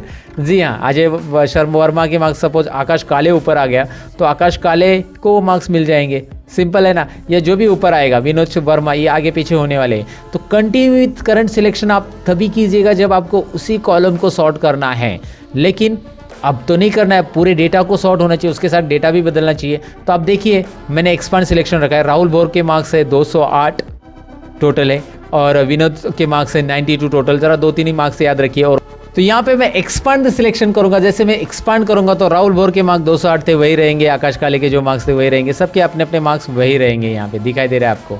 आप यहाँ पे अंडू कीजिए, पहले जैसे थे वैसे ही मार्क्स आ रहे हैं सबको। और फिर मैंने किया कि अंडू कर रहा हूँ मैं। यहाँ पे दोबारा दिखाता हूँ, मैं Z to A करता हूँ। Z to A expand selection sort. क्या हो रहा है, Vinod ABCD Z to A नाम के नीचे आ रहे, ऊपर उल्टा आ जाएगा, Z to A आ रहा है। सिंपल है, A to Z करना है, A to Z, लेकिन एक्सपांड सिलेक्शन कीजिए, उसके मार्क्स के साथ वो पूरा का पूरा सॉर्ट हो रहा है, राइट। अगर आप ऐसा नहीं करोगे, खाली कंटिन्यू विद करंट सिलेक्शन करेंगे तो रॉन्ग हो जाएगा। वो कभी कभी ज़रूरत पड़ सकती है आपको, जैसे कि अभी आपको ज़रूरत कभी है, दिखाता हूँ मैं आपको। मैंने इसे अल्फ़ाबेट ऑर्डर में लगाना था, लगा दिया, लेकिन यहाँ पे देखिए नंबर अल्फ़ाबेट ऑर्डर में नंबर उसके अकॉर्डिंग आ रहे हैं क्या नहीं आ रहे। तो नंबर को 1 2 3 वाइज लगाना है, लेकिन मुझे जब A to Z में करूँगा तो ये भी पूछेगा कि आगे का डेटा भी करना है क्या, नहीं करना है, अभी बस नंबर को ही करना है, क्योंकि नंबर मुझे ऑर्डर में लगाने हैं। बाकी मुझे अभी जो अल्फ़ाबेट ऑर्डर में है वही रखना है, इसलिए मैं कंटिन्यू करूँगा, सॉर्ट करूँगा तो नंबर सॉर्ट हो चुके हैं, आगे कुछ फर्क नहीं पड़ रहा है। आगे जो हमारा असेंडिंग ऑर्डर का था वो असेंडिंग ऑर्डर में ही है दोस्तों। तो ये सिंपल चीज़ें, ये सिंपल बातें आपको समझ में आएगी सॉर्ट से रिलेटेड। सॉर्ट इतना ही नहीं, सॉर्ट में मैंने आपको अल्फ़ाबेट वाइज बताया, आप नंबर वाइज भी देख सकते हैं। मुझे टॉपर यहाँ पे निकालना है, जैसे राहुल भोर ये टॉपर है तो ये ऊपर आना चाहिए 208 नंबर का। मैं क्या करूँगा, टॉपर ऊपर लाने के लिए मैं यहाँ पे Z to A यानी कि largest to smallest number Z to A, तो Z to A लिया मैंने। और यहाँ पे मैं करूँगा एक्सपांड सिलेक्शन सॉर्ट। देखिए ये आप होम टैब से भी कर सकते हैं। होम टैब में यहाँ पे देखिए क्या आ रहा है, जैसे आप नंबर सेलेक्ट करें तो यहाँ पे largest to smallest, smallest to largest. अगर आप यहाँ पे टेक्स्ट सेलेक्ट करते हो ना तो यहाँ पे एक्सेल ऑटोमेटिक बताएगा कि भाई A to Z और Z to A, राइट। यहाँ से भी कर सकते हैं। अब हमारी बारी है आगे का टॉपिक जानने की, वो है कस्टम सॉर्ट। ये भी काफ़ी इंटरेस्टिंग है कस्टम सॉर्ट दोस्तों। तो चलिए सॉर्ट में असेंडिंग डिसेंडिंग तो हमने सीखा, लेकिन सॉर्ट में यहाँ पे एक और ऑप्शन रहता है, जैसे कि मैंने आपको होम टैब में दिखाया था, वो है सॉर्ट। यहाँ पे आप देख सकते हैं, कस्टम सॉर्ट। यहाँ पे आप देख सकते हैं कस्टम सॉर्ट ऑप्शन है।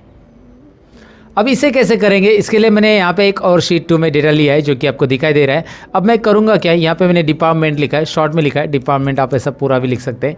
चलिए मैंने लिख दिया। तो अब मुझे करना क्या है कि ये डिपार्टमेंट वाइज सॉर्ट करना है, यानी कि सेल्स और परचेस को अरेंज करना है ये डिसेंडिंग ऑर्डर में, यानी कि सेल्स ऊपर आना चाहिए और परचेस नीचे। डिसेंडिंग ऑर्डर में ऐसे होगा ना, क्योंकि P पहले आता है अल्फ़ाबेट और S बाद में आता है। और इसके डिसेंडिंग ऑर्डर में जो सेल्स के अंदर अलग अलग लोकेशन है वो असेंडिंग में चाहिए, यानी कि यहाँ पे सेल्स का अहमदनगर जो है ये पहला आना चाहिए असेंडिंग ऑर्डर में, A अल्फ़ाबेट से ये स्टार्ट हो रहा है। या सेल्स का फिर उसके बाद मुंबई बाद में आना चाहिए और फिर सेल्स का नागपुर आना चाहिए। तो मतलब ये कॉलम चाहिए डिसेंडिंग ऑर्डर में, ये कॉलम चाहिए असेंडिंग ऑर्डर में, और ये सेल्स के अंदर असेंडिंग होगा। कैसे मैं आपको दिखाऊंगा, रिजल्ट आप देखेंगे तो समझ में आएगा। सबसे पहले तो मुझे इस डेटा को सिलेक्ट करना होगा। अगर आपने ये कॉलम सिलेक्ट करके ही डेटा में जाकर ये कस्टम सॉर्ट वाला लिया, यही है कस्टम सॉर्ट आपका ये ऑप्शन, तो इस पर क्लिक किया तो यहाँ पे वो पूछेगा कि आपने डेटा सिलेक्ट नहीं किया है, क्या करना है आपको, डेटा पूरा सिलेक्ट करना है, यस एक्सपांड सिलेक्शन, राइट। तो ऑटोमेटिकली वो डेटा पूरा सिलेक्ट कर रहा है। ऊपर से यहाँ पे देखिए इस डायलॉग बॉक्स में क्या है, my data has header already check है, दिखाई दे रहा है ना।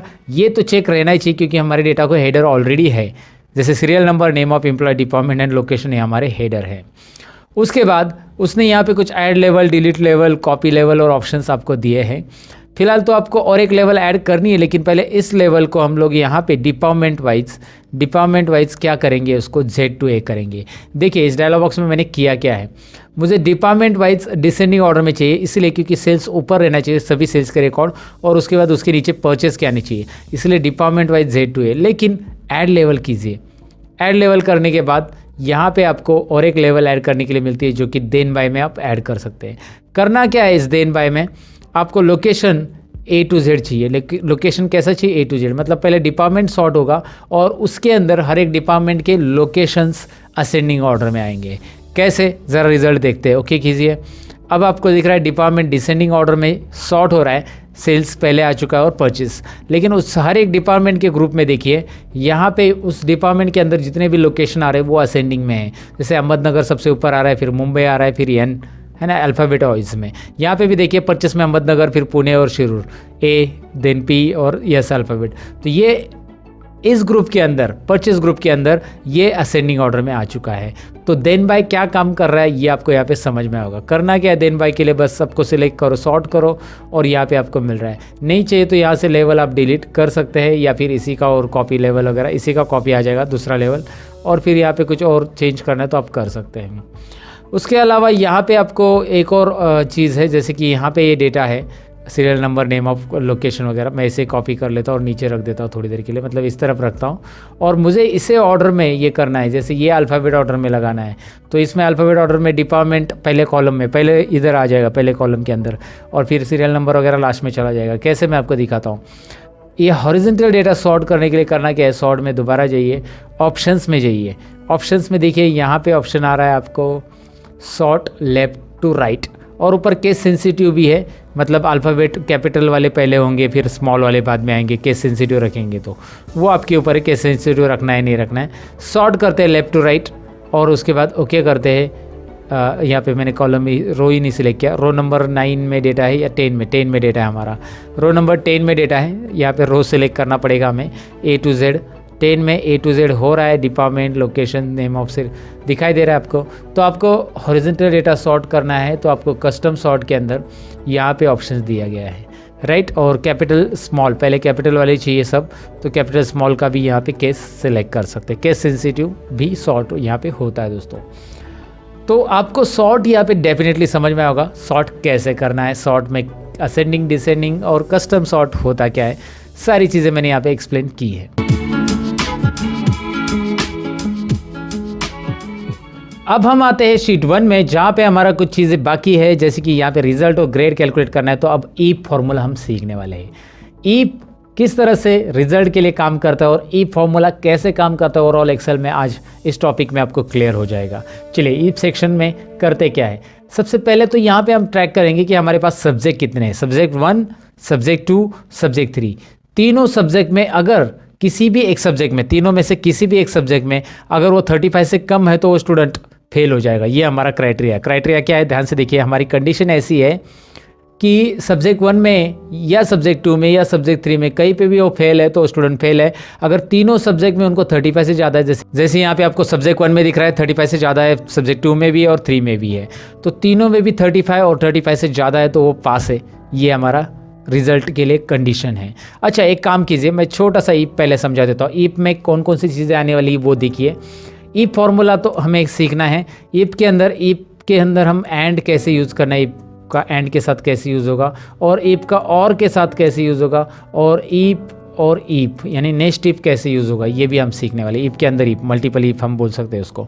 तो ये चारों भी फॉर्मूलेज हम सीखने वाले। सबसे पहले ईप कैसे काम करता है वो देखते हैं। यहाँ पे स्कॉलरशिप की एग्जाम आप दे रहे हो और जहाँ पे आपको मार्क्स चाहिए पासिंग के लिए 35 100 में से, राइट। तो एक ही सब्जेक्ट है स्कॉलरशिप का, तो यहाँ पे सब्जेक्ट का मैं नाम ले लेता हूँ स्कॉलरशिप, कुछ भी है नाम यहाँ पे ले लो आप, और उसमें आप एग्जाम दे रहे हो 100 मार्क्स का, 35 पासिंग है और आपको मिले 46। कितने मार्क्स मिले आपको? 46। तो ये आपको मार्क्स मिले हुए स्कॉलरशिप के लिए, राइट। अब आपको करना क्या है, मेरा फॉर्मूला क्या रहेगा, मैं यहाँ पे ज़रा कॉलम की साइज़ बढ़ा देता हूँ। मेरा फॉर्मूला इसके लिए रहेगा 46 के लिए। तो ये पास है कि नहीं है ये स्टूडेंट जो भी 46 मिला है, यहाँ पे लिख के आना चाहिए आगे के सेल में। तो मैं डायरेक्टली पास टाइप कर सकता हूँ, लेकिन ईप फॉर्मूला में कैसे होगा देखिए। ईप लेने के बाद ईप एक आपको यहाँ पे डिस्क्रिप्शन में दिखाई दे रहा है, यहाँ पे मैं आपको पढ़ के भी दिखाता हूँ। Checks whether a condition is met and returns one value if true and another value if false. तो इफ यहाँ पे मैंने सिलेक्ट किया है, अगर आपकी कंडीशन मिलती है तो पहला आंसर जो होगा कंडीशन के अकॉर्डिंग ट्रू रहेगा, और नहीं तो दूसरा आंसर फॉल्स। अगर कंडीशन नहीं मिल रही तो वो आंसर हम दूसरा देंगे।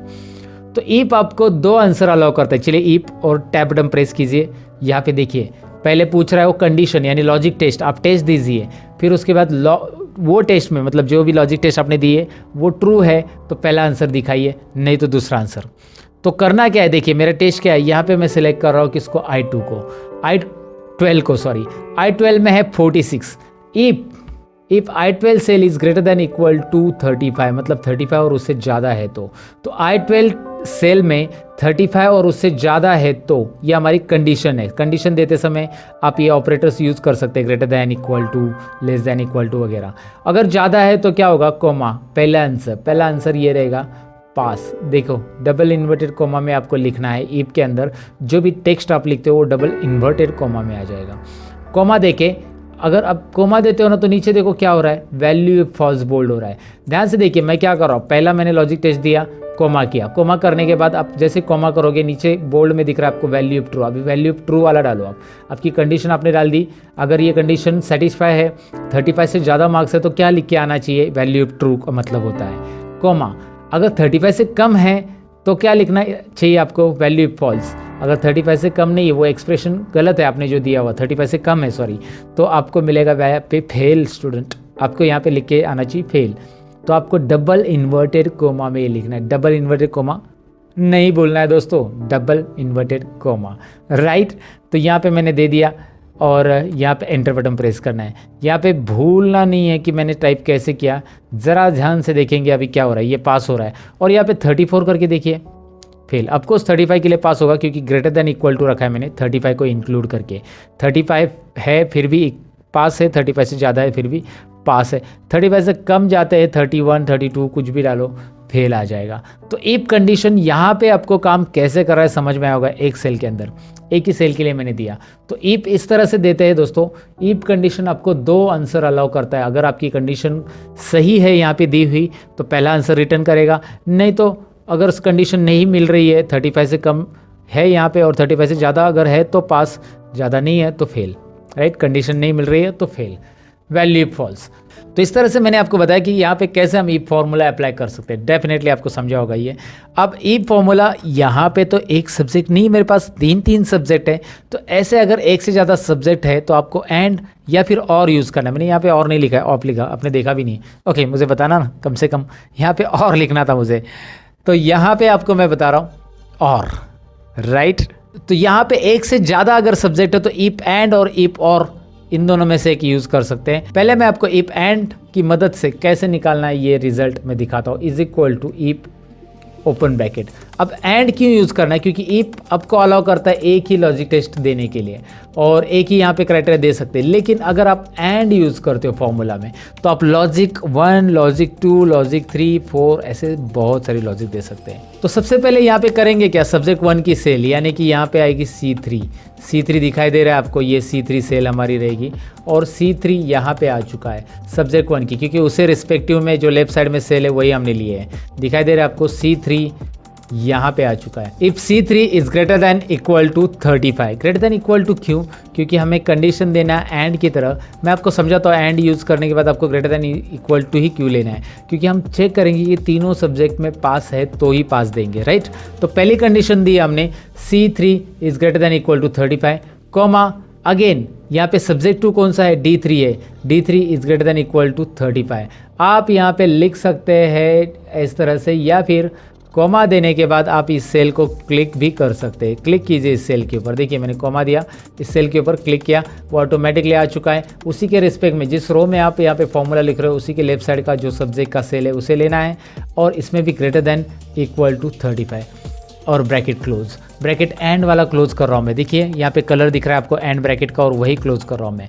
ज़रा इस कंडीशन को समझिए, मैं एक्सप्लेन करने की कोशिश कर रहा हूँ, आपको डेफिनेटली समझ में आएगा। यहाँ पे तीनों सब्जेक्ट की कंडीशन मैंने ली है, तीनों सब्जेक्ट में हमें मिलने चाहिए 35 से ज़्यादा मार्क्स।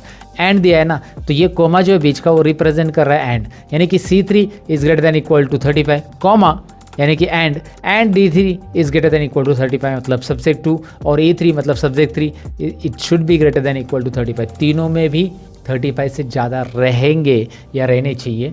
रहेंगे तो क्या होगा, कॉमा। अब कॉमा करेंगे जैसे हम इस ब्रैकेट के बाद, तो वैल्यू इफ ट्रू तो क्या होगा, अगर ये कंडीशन सेटिस्फाई तीनों में भी 35 से ज़्यादा है तो पास होगा डबल इन्वर्टेड कॉमा में, नहीं तो क्या होगा, फेल होगा। मैंने यहाँ पे एंटर वगैरह नहीं प्रेस किया, टाइप के आगे वो ऑटोमेटिक नीचे आ जाएगा।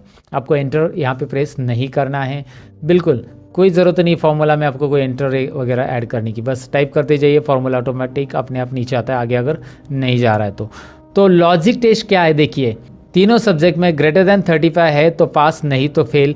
एंड का कंडीशन यही काम कर रहा है।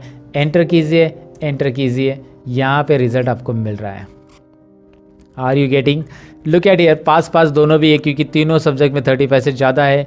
यहाँ पे तो ऑफकोर्स 100 ही है, और यहाँ पे देखेंगे तो 35 से कम है किसी ना किसी सब्जेक्ट में। ये तो तीनों सब्जेक्ट में फेल है, लगभग एक सब्जेक्ट में पास है यहाँ पे 35। और यहाँ पे देखिए ये पास होता है कि नहीं होता है, अभी दिखाता हूँ मैं आपको। हो गया पास, राइट। तो तीनों में आपको 35 या 35 से ज़्यादा मार्क्स है तो ही पास होगा, नहीं तो फेल बताएगा। ये हमारा एंड का कहना था। एंड उस तरह से काम करता है जैसे यहाँ पे सारी चीज़ें कंपलसरी होती है एंड के अंदर दी हुई, तो कंपल्शन का काम करता है। जैसे एग्जांपल लो ना, आप अगर कोई ड्राइविंग लाइसेंस निकालने जाते हो और वहाँ पे आपको बोला कि आधार कार्ड और पैन कार्ड दोनों भी चाहिए, मतलब मैं एग्जांपल बता रहा हूँ, तो दोनों भी चाहिए, दोनों कंडीशन है तो ही आपका ड्राइविंग लाइसेंस निकलेगा। यानी कि जहाँ पे दोनों चीज़ें कंपलसरी है या जितनी भी चीज़ें दी हुई कंपलसरी है वो होता है एंड। तो वो क्या बोलेंगे आपको, आपका ड्राइविंग लाइसेंस निकालना है आपको तो आधार कार्ड और पैन कार्ड, और बोलेंगे क्या बोलेंगे, और आधार कार्ड और पैन कार्ड, यानी एंड, राइट। तो वैसे ही अगर आपको और के साथ रिजल्ट निकालना है, और मतलब क्या होता है, ऑप्शनल, राइट। तो और के साथ निकालना है तो कंडीशन क्या रहेगी, मैं दिखाता हूँ। यहाँ पे एक कॉलम इंसर्ट करना है, जो कि मैंने आपको बताया कॉलम कैसे इंसर्ट करना है ऑलरेडी। राइट क्लिक करके इंसर्ट, यहाँ पे रिजल्ट 2 नाम देते हैं हम इसका। तो यहाँ पे इफ और ओपन ब्रैकेट के बाद मैं और लिखूँगा, और से भी आंसर सही आएगा दोस्तों। जी हाँ, सही आएगा, लेकिन आप बोलोगे कैसे, कंडीशन में हम चेंज करने वाले हैं। सब्जेक्ट 1 की कंडीशन में हम लेंगे लेस देन 35। अब ऐसा क्यों, मैं आपको समझाता हूँ। चलिए यहाँ पे पहले फॉर्मूला टाइप कर देते हैं। सब्जेक्ट 1 के बाद सब्जेक्ट 2 यानी D3, वहाँ पे क्लिक करेंगे तो भी चलेगा, less than 35 and comma E3 less than 35। इससे होगा क्या, तीनों में से किसी भी एक सब्जेक्ट में 35 से कम है, तो मैंने और लिखा है ना दोस्तों।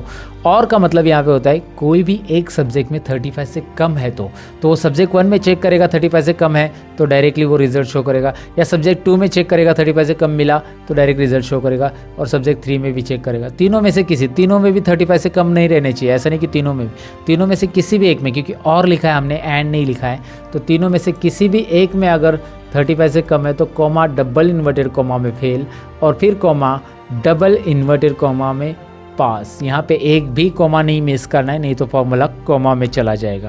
हमेशा की तरह मजाक कर रहा हूँ, लेकिन यहाँ पे मैं आपको बताऊँ कि कॉमा भूलना नहीं है दोस्तों। फेल और पास कैसे निकाला ये रिजल्ट आपको दिखाई दे रहा है। चलिए मैं आपको दिखाता हूँ आंसर क्या आता है इसका। एंटर कीजिए and have a look this, क्या हो रहा है देखिए, पास है। और मैं इस फॉर्मूला को यहाँ पे ड्रैग करूँगा, नाउ यू कैन सी, यहाँ पे दिखाई दे रहा है जैसे यहाँ पे आ रहा था एंड के साथ आंसर, वैसे ही यहाँ पे आ रहा है। गॉट इट, कोई डिफ़िकल्टी नहीं है दोस्तों, इसे निकालने में कोई प्रॉब्लम नहीं आएगा। आप इस फॉर्मूला को ज़रा ध्यान से समझने की कोशिश कीजिए, रट्टा मत मारिएगा, रट्टा मारने से कुछ मतलब नहीं होता है। एंड क्या काम करता है, और वैसे काम करता है जैसे आप एक वोटिंग कार्ड निकालने गए और वहाँ पर बोला कि यार आपके पास आधार कार्ड है, वो बोला, आपने बोला नहीं। आपके पास पैन कार्ड है तो चलो लाओ पैन कार्ड से बना देते हैं, आपने बोला है तो पैन कार्ड से भी बनेगा या आधार कार्ड, दोनों में से एक है। मतलब सभी चीज़ें कंपलसरी नहीं है, ऑप्शनल है। आधार कार्ड नहीं तो पैन कार्ड दिखाओ, पैन कार्ड नहीं तो राशन कार्ड दिखाओ, ऐसे आपको बोला गया है। तो यहाँ पे ऑप्शनल चीज़ें आती है, तो यहाँ पे वही मैंने किया कि C3 में जाकर वो चेक करेगा 35 से कम है क्या, है तो डायरेक्ट फेल बताएगा, आगे की कंडीशन उसे चेक करने की ज़रूरत नहीं है क्योंकि ये और है दोस्तों। और D3 में चेक करेगा 35 से कम है क्या, है तो डायरेक्टली फेल बताएगा, नहीं तो फिर E3 में चेक करेगा, E3 में 35 से कम है तो है तो फेल बताएगा, तीनों में भी नहीं है तो डायरेक्टली क्या बताएगा, वो पास बताने वाला है, क्योंकि ये सेटिस्फाई नहीं हो रहा है, राइट। तो इस तरह से इफ एंड और इफ और इफ काम करता है। बस अभी इफ में एक और चीज़ सीखना है जिससे हम ग्रेड निकालने वाले हैं, यानी कि नेक्स्ट इफ। अब नेक्स्ट टिप कैसे होगा, ईप विद इन ईप, ईप के अंदर ईप, हम ईप के अंदर ईप, हम ईप के अंदर ईप, बहुत सारे ईप लेने वाले हैं।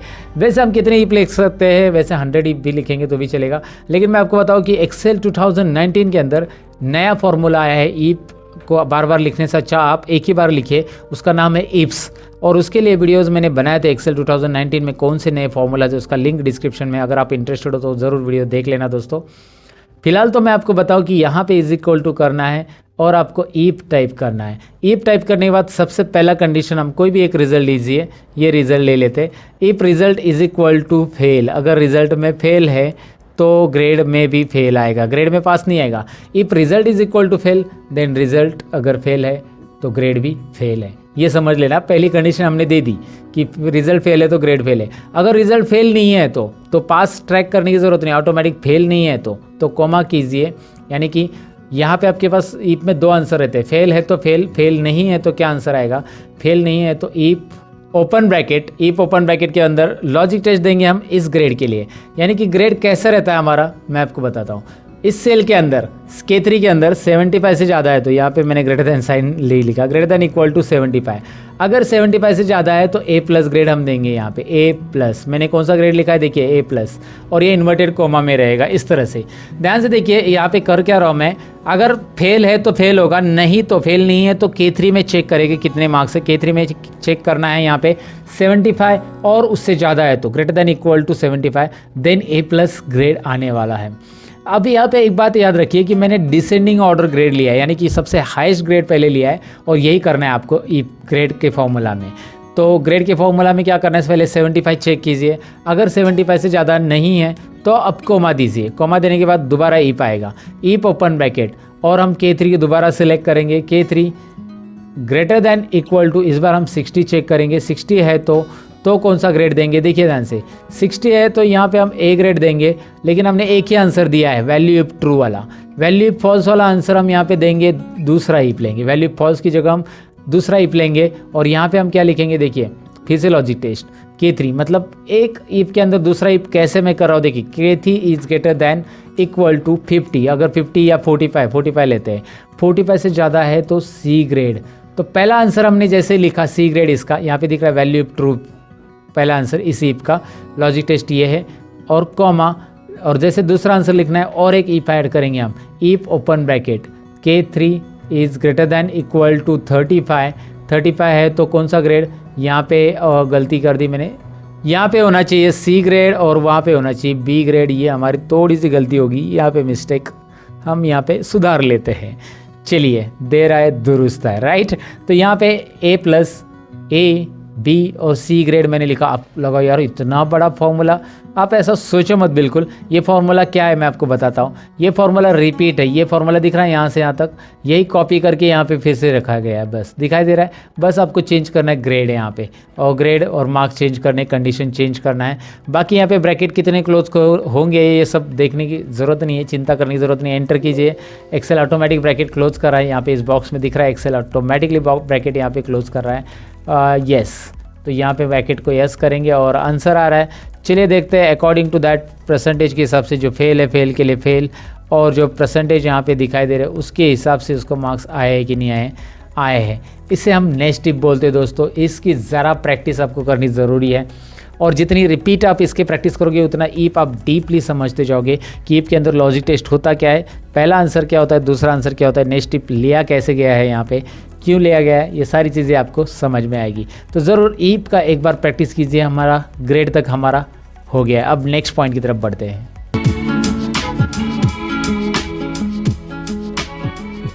तो नेक्स्ट पॉइंट ये है कि हमने इस पे रिजल्ट तो कर लिया, अब हमारा नेक्स्ट पॉइंट है चार्ट्स। जी हाँ, चार्ट्स को डिटेल में समझ लेते हैं।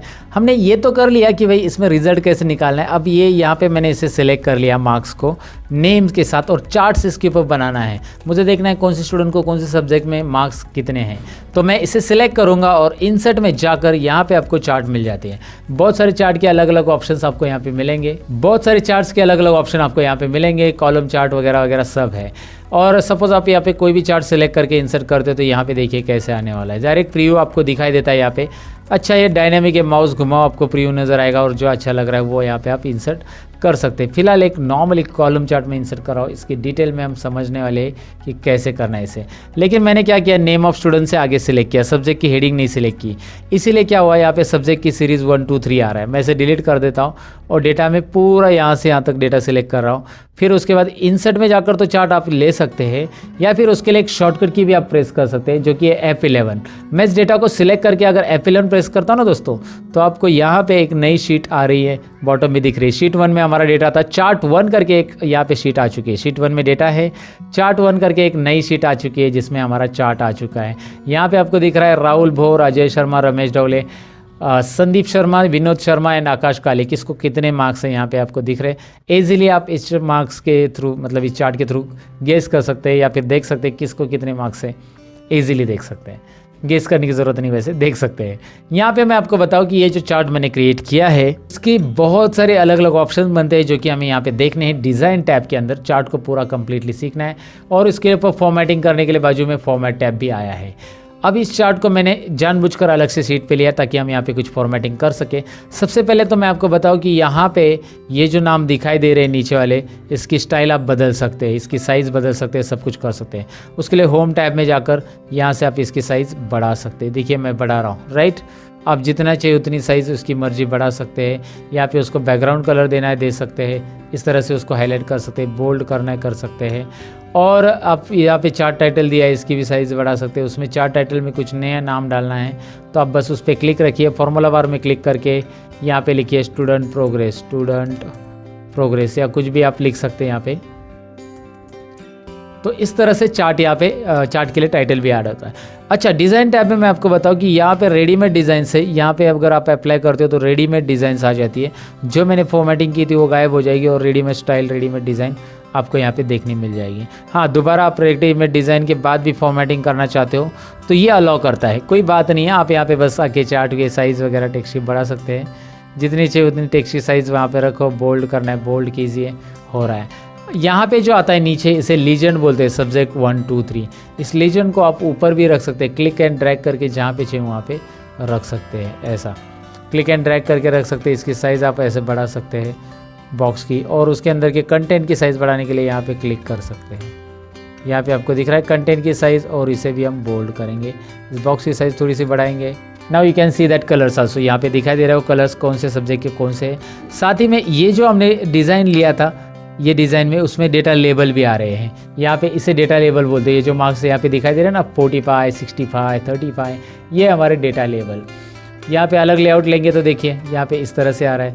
आप जैसे चाहिए वैसे यहाँ पे कर सकते हैं। आपको जो फॉर्मेटिंग चाहिए वो यहाँ से चेंज कर सकते हैं। अंडू कर देता हूँ मैं, फिलहाल ये रख देता हूँ।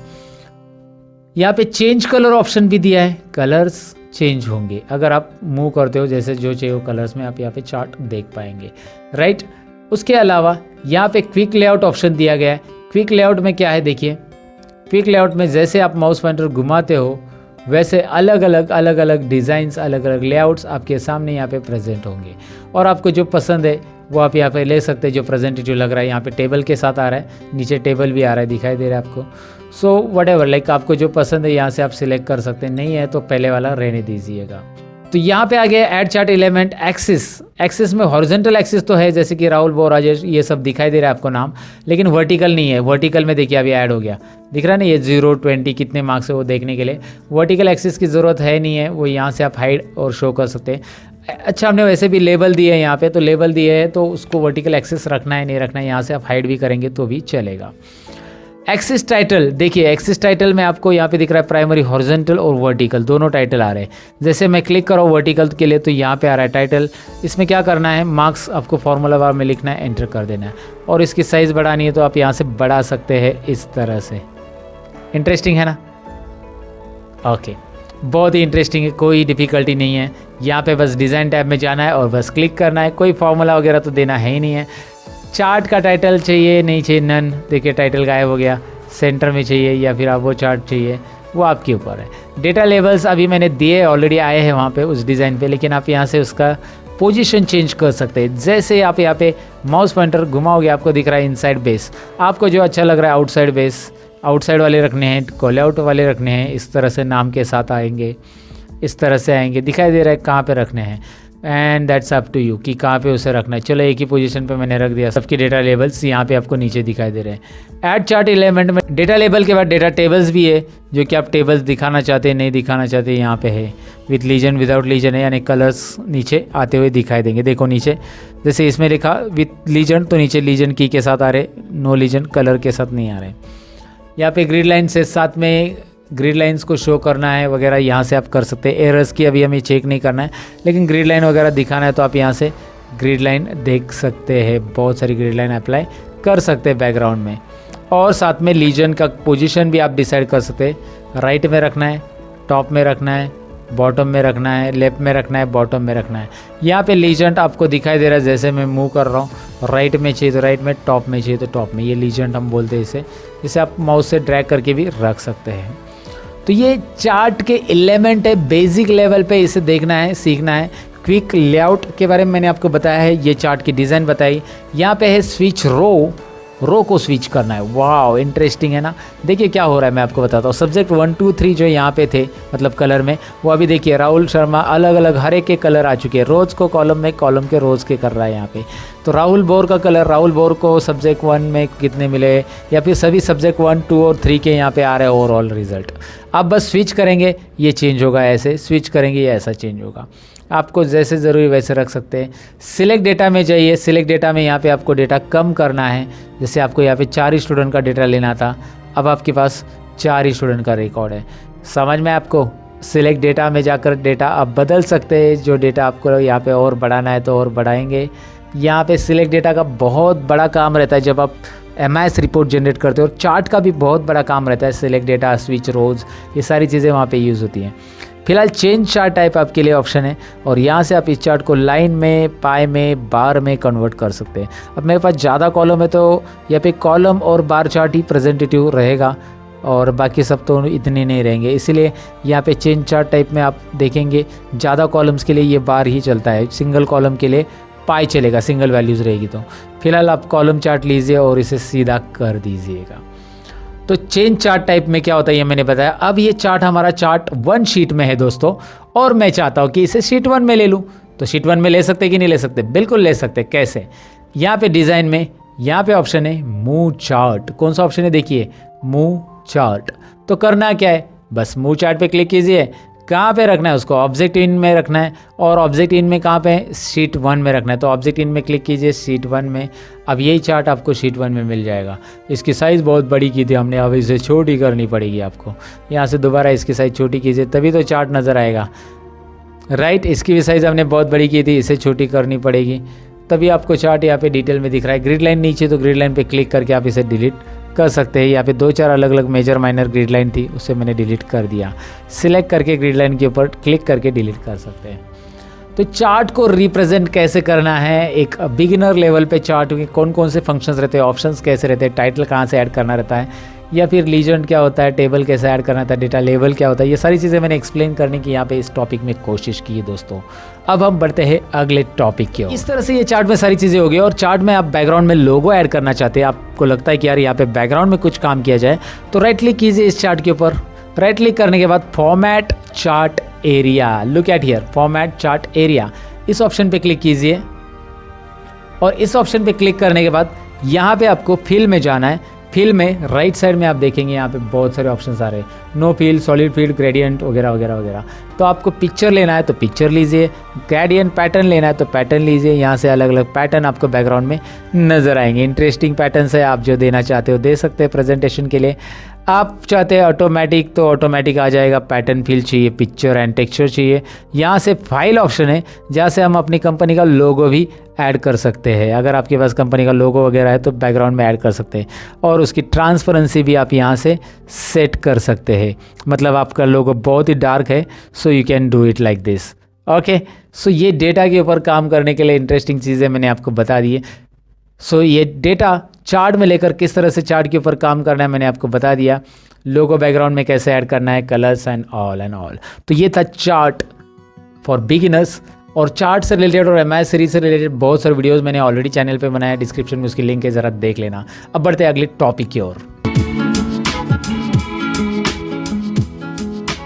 तो चार्ट्स तो हमने सीख लिया, लेकिन यहाँ पे अभी कुछ होम टैब की जो बेसिक ऑप्शन है जो डेली आपको डेटा एंट्री के लिए वगैरह यूज़ हो सकते हैं, ऐसे ऑप्शंस मुझे यहाँ पे बहुत बताना ज़रूरी है। वैसे कॉपी पेस्ट वगैरह तो आपको आता ही होगा, कॉपी पेस्ट, कट पेस्ट, ये ऑप्शंस तो यहाँ पे है ही है। यहाँ पे मैं आपको दिखाता हूँ कि ये डेटा मैं Ctrl+C से कॉपी कर रहा हूँ और यहाँ पे कर्सर रख के यहाँ पे मैं इसे पेस्ट करूँगा, आपको पता ही है। पेस्ट करूँगा तो यहाँ पे रिपीट आ जाएगा, लेकिन पेस्ट के अंदर कुछ और ऑप्शंस है जिसका नाम है पेस्ट स्पेशल। ये पेस्ट स्पेशल्स ऑप्शंस है सारे के सारे, और पेस्ट स्पेशल के सारे ऑप्शंस का एक वीडियो मैंने बनाया है जिसका लिंक मैं आपके लिए डिस्क्रिप्शन में दूंगा। ये पेस्ट स्पेशल कंप्लीटली कैसे यूज़ किया जाता है इसका ऑलरेडी मैंने वीडियो बनाया है, जिसका लिंक आपको डिस्क्रिप्शन में मिलेगा। यहाँ पे भी मैं स्क्रीन के ऊपर दिखा रहा हूँ कि लर्न मोर चैनल पे ऑलरेडी ये वीडियो अपलोड हो चुका है, तो वो आपको ज़रूर देखना होगा, क्योंकि यहाँ पर मैं अभी ये सारे कंटेंट ऐड नहीं कर रहा हूँ, लेकिन ऑलरेडी वीडियो मैंने बनाया है, इसका एक इंफॉर्मेशन मैं आपको दे रहा हूँ यहाँ पे। उसके अलावा फॉर्मेट पेंटर क्या काम का होता है मैं आपको बता देता हूँ। कॉपी पेस्ट तो जनरली सबको आता है, कट पेस्ट भी जनरली पता रहता है, लेकिन फॉर्मेट पेंटर जनरली सब लोगों ने वहाँ पे देखा रहता है लेकिन नहीं आता है। तो मैं आपको बता देता हूँ करना क्या है। यहाँ पे सपोज आपने कोई फॉर्मेटिंग की और यही जो फॉर्मेटिंग का बैकग्राउंड या फिर इसे बोल्ड किया है, आपने अंडरलाइन किया है, यही टाइटल का फॉर्मेटिंग आप इसे भी करना चाहते हैं ऊपर, या ऊपर के पूरे रो को, ये रो को करना चाहते हैं, तो करना क्या है, कर्सर आपका इसी पे रहेगा, जिस पे फॉर्मेट किया है उस पे कर्सर रखो, फॉर्मेट पेंटर पे क्लिक करो। फॉर्मेट पेंटर पे जैसे ही आप क्लिक करोगे, look at here, format painter पे मैंने क्लिक किया और जैसे क्लिक करोगे माउस पॉइंटर पे पर ध्यान दीजिए, ब्रश के साथ आ रहा है। आप जिसके ऊपर भी ये घुमाओगे आप ऐसे, वो उसके ऊपर ये फॉर्मेटिंग अप्लाई होने वाला है। देखिए मैंने घुमा दिया, इसके ऊपर ये फॉर्मेटिंग यहाँ पे अप्लाई हो चुका है। समझ में आपको फॉर्मेट पेंटर होता क्या है। वैसे फॉर्मेट पेंटर को आप सिंगल क्लिक और डबल क्लिक से भी यूज़ कर सकते हैं। अभी मैंने सिंगल क्लिक से यूज़ किया और ड्रैग किया। अब दूसरा है कि मैंने इस पे ऊपर डबल क्लिक किया। अगर मैं डबल क्लिक करूंगा ना, तो मैं एक साथ यहाँ पे मैंने राहुल बोर को, सपोज अजय वर्मा को फॉर्मेट करना चाहता हूँ। अभी देखिए फॉर्मेट पेंटर कंटिन्यू चालू रहता है अगर आपने फॉर्मेट पेंटर पे डबल क्लिक किया तो। ये बात बहुत सारे लोगों को पता नहीं रहता है कि फॉर्मेट पेंटर पे हम डबल क्लिक करके फॉर्मेट पेंटर को ऐसे रिपीट भी यूज़ कर सकते हैं। सिंगल क्लिक किया तो क्या होगा, एक ही बार फॉर्मेट पेंटर वर्क करेगा। डबल क्लिक करेंगे तो ऐसा मल्टीपल टाइम्स आप वर्क कर सकते हैं फॉर्मेट पेंटर पे। जहां पे भी आप क्लिक करोगे फॉर्मेट पेंटर चालू ही रहेगा। एस्केप बटन करेंगे तो फॉर्मेट पेंटर रिमूव हो जाएगा। एस्केप बटन प्रेस कीजिए। देखिए मैं दोबारा बता देता हूं, आपको यहाँ पे क्लिक करना है, फॉर्मेट पेंटर सिंगल क्लिक किया और आपने जिस नंबर पे, मैं यहाँ पे ड्रैग कर रहा हूं फिलहाल, तो वो उतना फॉर्मेट हो रहा है। फिर से फॉर्मेट पेंटर, माउस की तरफ ध्यान दीजिए, अभी प्लस साइन आ रहा है, फॉर्मेट पेंटर नहीं आ रहा है। अगर मैं इस पर क्लिक करके डबल क्लिक करता हूँ फॉर्मेट पेंटर पे, now I can click here, I can drag here also. तो एक साथ मल्टीपल सेल्स को फॉर्मेट करने के लिए आप फॉर्मेट पेंटर पे डबल क्लिक कीजिएगा। है ना इंटरेस्टिंग। फिलहाल मैं अंडू कर देता हूँ। अंडू पता है ना, Ctrl+Z अंडू, और रीडू करने के लिए Ctrl+Y, undo and redo. Undo and Pandu नहीं होता है दोस्तों, अंडू एंड रीडू होता है, याद रखिए। अंडू पांडू तो नाना पाटेकर जी बोलते हैं, अंडू पांडू समझा क्या? ओके, मैं जस्ट जोक कर रहा हूँ। फिलहाल तो आपको मैं बताऊँ कि ये फॉर्मेट पेंटर तो आपको समझ में आया होगा। बोल्ड, इटैलिक, अंडरलाइन मुझे बताने की जरूरत नहीं। ऑल बॉर्डर्स के बारे में मैंने बताया आपको कैसे करते हैं। यहाँ पे कलर्स वगैरह कैसे फिल करना है वो भी हमने देख लिया। बहुत सारी बार आपको ऑल बॉर्डर्स नहीं देने की ज़रूरत पड़ सकती है। सपोज आपने ऑल बॉर्डर्स को नो बॉर्डर करना है तो यहाँ पे जाओ और यहाँ पे ऑल बॉर्डर्स की ज़रूरत नहीं है आपको, नो बॉर्डर, बस इसको आउटसाइड बॉर्डर देना है। अभी देखिए इसका आउटसाइड बॉर्डर भी चला गया है। तो इसके आउटसाइड बॉर्डर कैसे देते हैं हम, यहाँ पे देखिए आउटसाइड बॉर्डर्स भी ऑप्शंस है, थिक बॉक्स बॉर्डर भी है, थिक आउटसाइड बॉर्डर्स भी है। जो देना है यहाँ से आप दे सकते हैं दोस्तों, है ना इंटरेस्टिंग। सो यहाँ पे बॉर्डर आपको देना कैसे है वो एक बार ट्राई कीजिए। इस बॉर्डर में बहुत सारे कलर फिल चाहिए तो यहाँ से आप उसको शेडिंग कलर दे सकते हैं। डिफरेंट फॉन्ट कलर है, यहाँ पे टेक्स्ट की साइज़ वगैरह बढ़ाना, यहाँ पे इसे सेंटर करना है। जैसे मैं इसकी हाइट बढ़ा रहा हूँ, ज़रा ध्यान से देखिए, रो की हाइट ऐसे आप बढ़ा सकते हैं।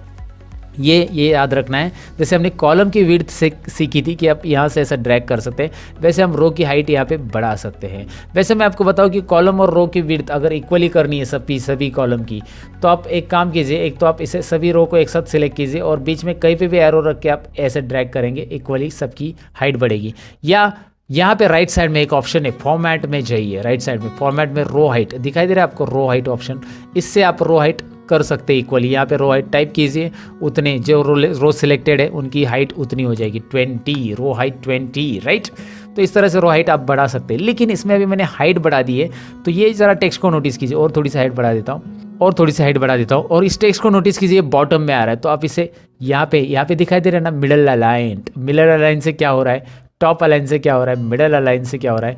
यहाँ पे ज़रा मैं जूम कर लेता हूँ। ये अलाइनमेंट वर्टिकल और हॉरिजॉन्टल अलाइनमेंट है एक्सेल में। ये सेंटर चाहिए तो सेंटर यहाँ पे ऐसा रख सकते हैं, टोटली सेंटर हॉरिजॉन्टल सेंटर आ जाएगा। देखो डेटा कैसा आ रहा है, you know that left side में आएगा, सेंटर में आएगा, राइट में आएगा। अगर आप लेफ्ट अलाइनमेंट ही रख के टेक्स्ट को थोड़ा सा आगे लेना चाहते हैं तो आप जैसे इस कॉलम के अंदर टेक्स्ट लिखा गया है, मैं इस कॉलम को सिलेक्ट करूंगा and what I will do, इसको मैं थोड़ा सा यहाँ पे देखिए इंडेंट ऑप्शंस यूज़ करूंगा। इंडेंट से क्या होता है मैं आपको बताता हूँ। देखिए इंडेंट से इस तरह से टेक्स्ट आप आगे ले सकते हैं, पीछे करना है पीछे, इंडेंट और बढ़ाओ कम करो, तो लेफ्ट इंडेंट से इस तरह से टेक्स्ट को आगे लेके रख सकते हैं आप। इसके अलावा जैसे आपने बहुत सारे कैलेंडर वगैरह में देखा होगा, संडे वगैरह ऐसा क्रॉस में लिखा रहता है, तो यहाँ पे ऑप्शन है देखिए, इसे आप टेक्स्ट को रोटेट कर सकते हैं। Vertical text, angle clockwise, angle counter clockwise, ज़रा करके तो देखिए। यहाँ पे देखिए कैसा टेक्स्ट आएगा, राइट आपने देखा होगा ना। यहाँ पे देखिए अभी जैसे वो कैलेंडर में रहता है ना, संडे मंडे ऐसा क्रॉस में लिखा रहेगा, आपने देखा होगा शायद।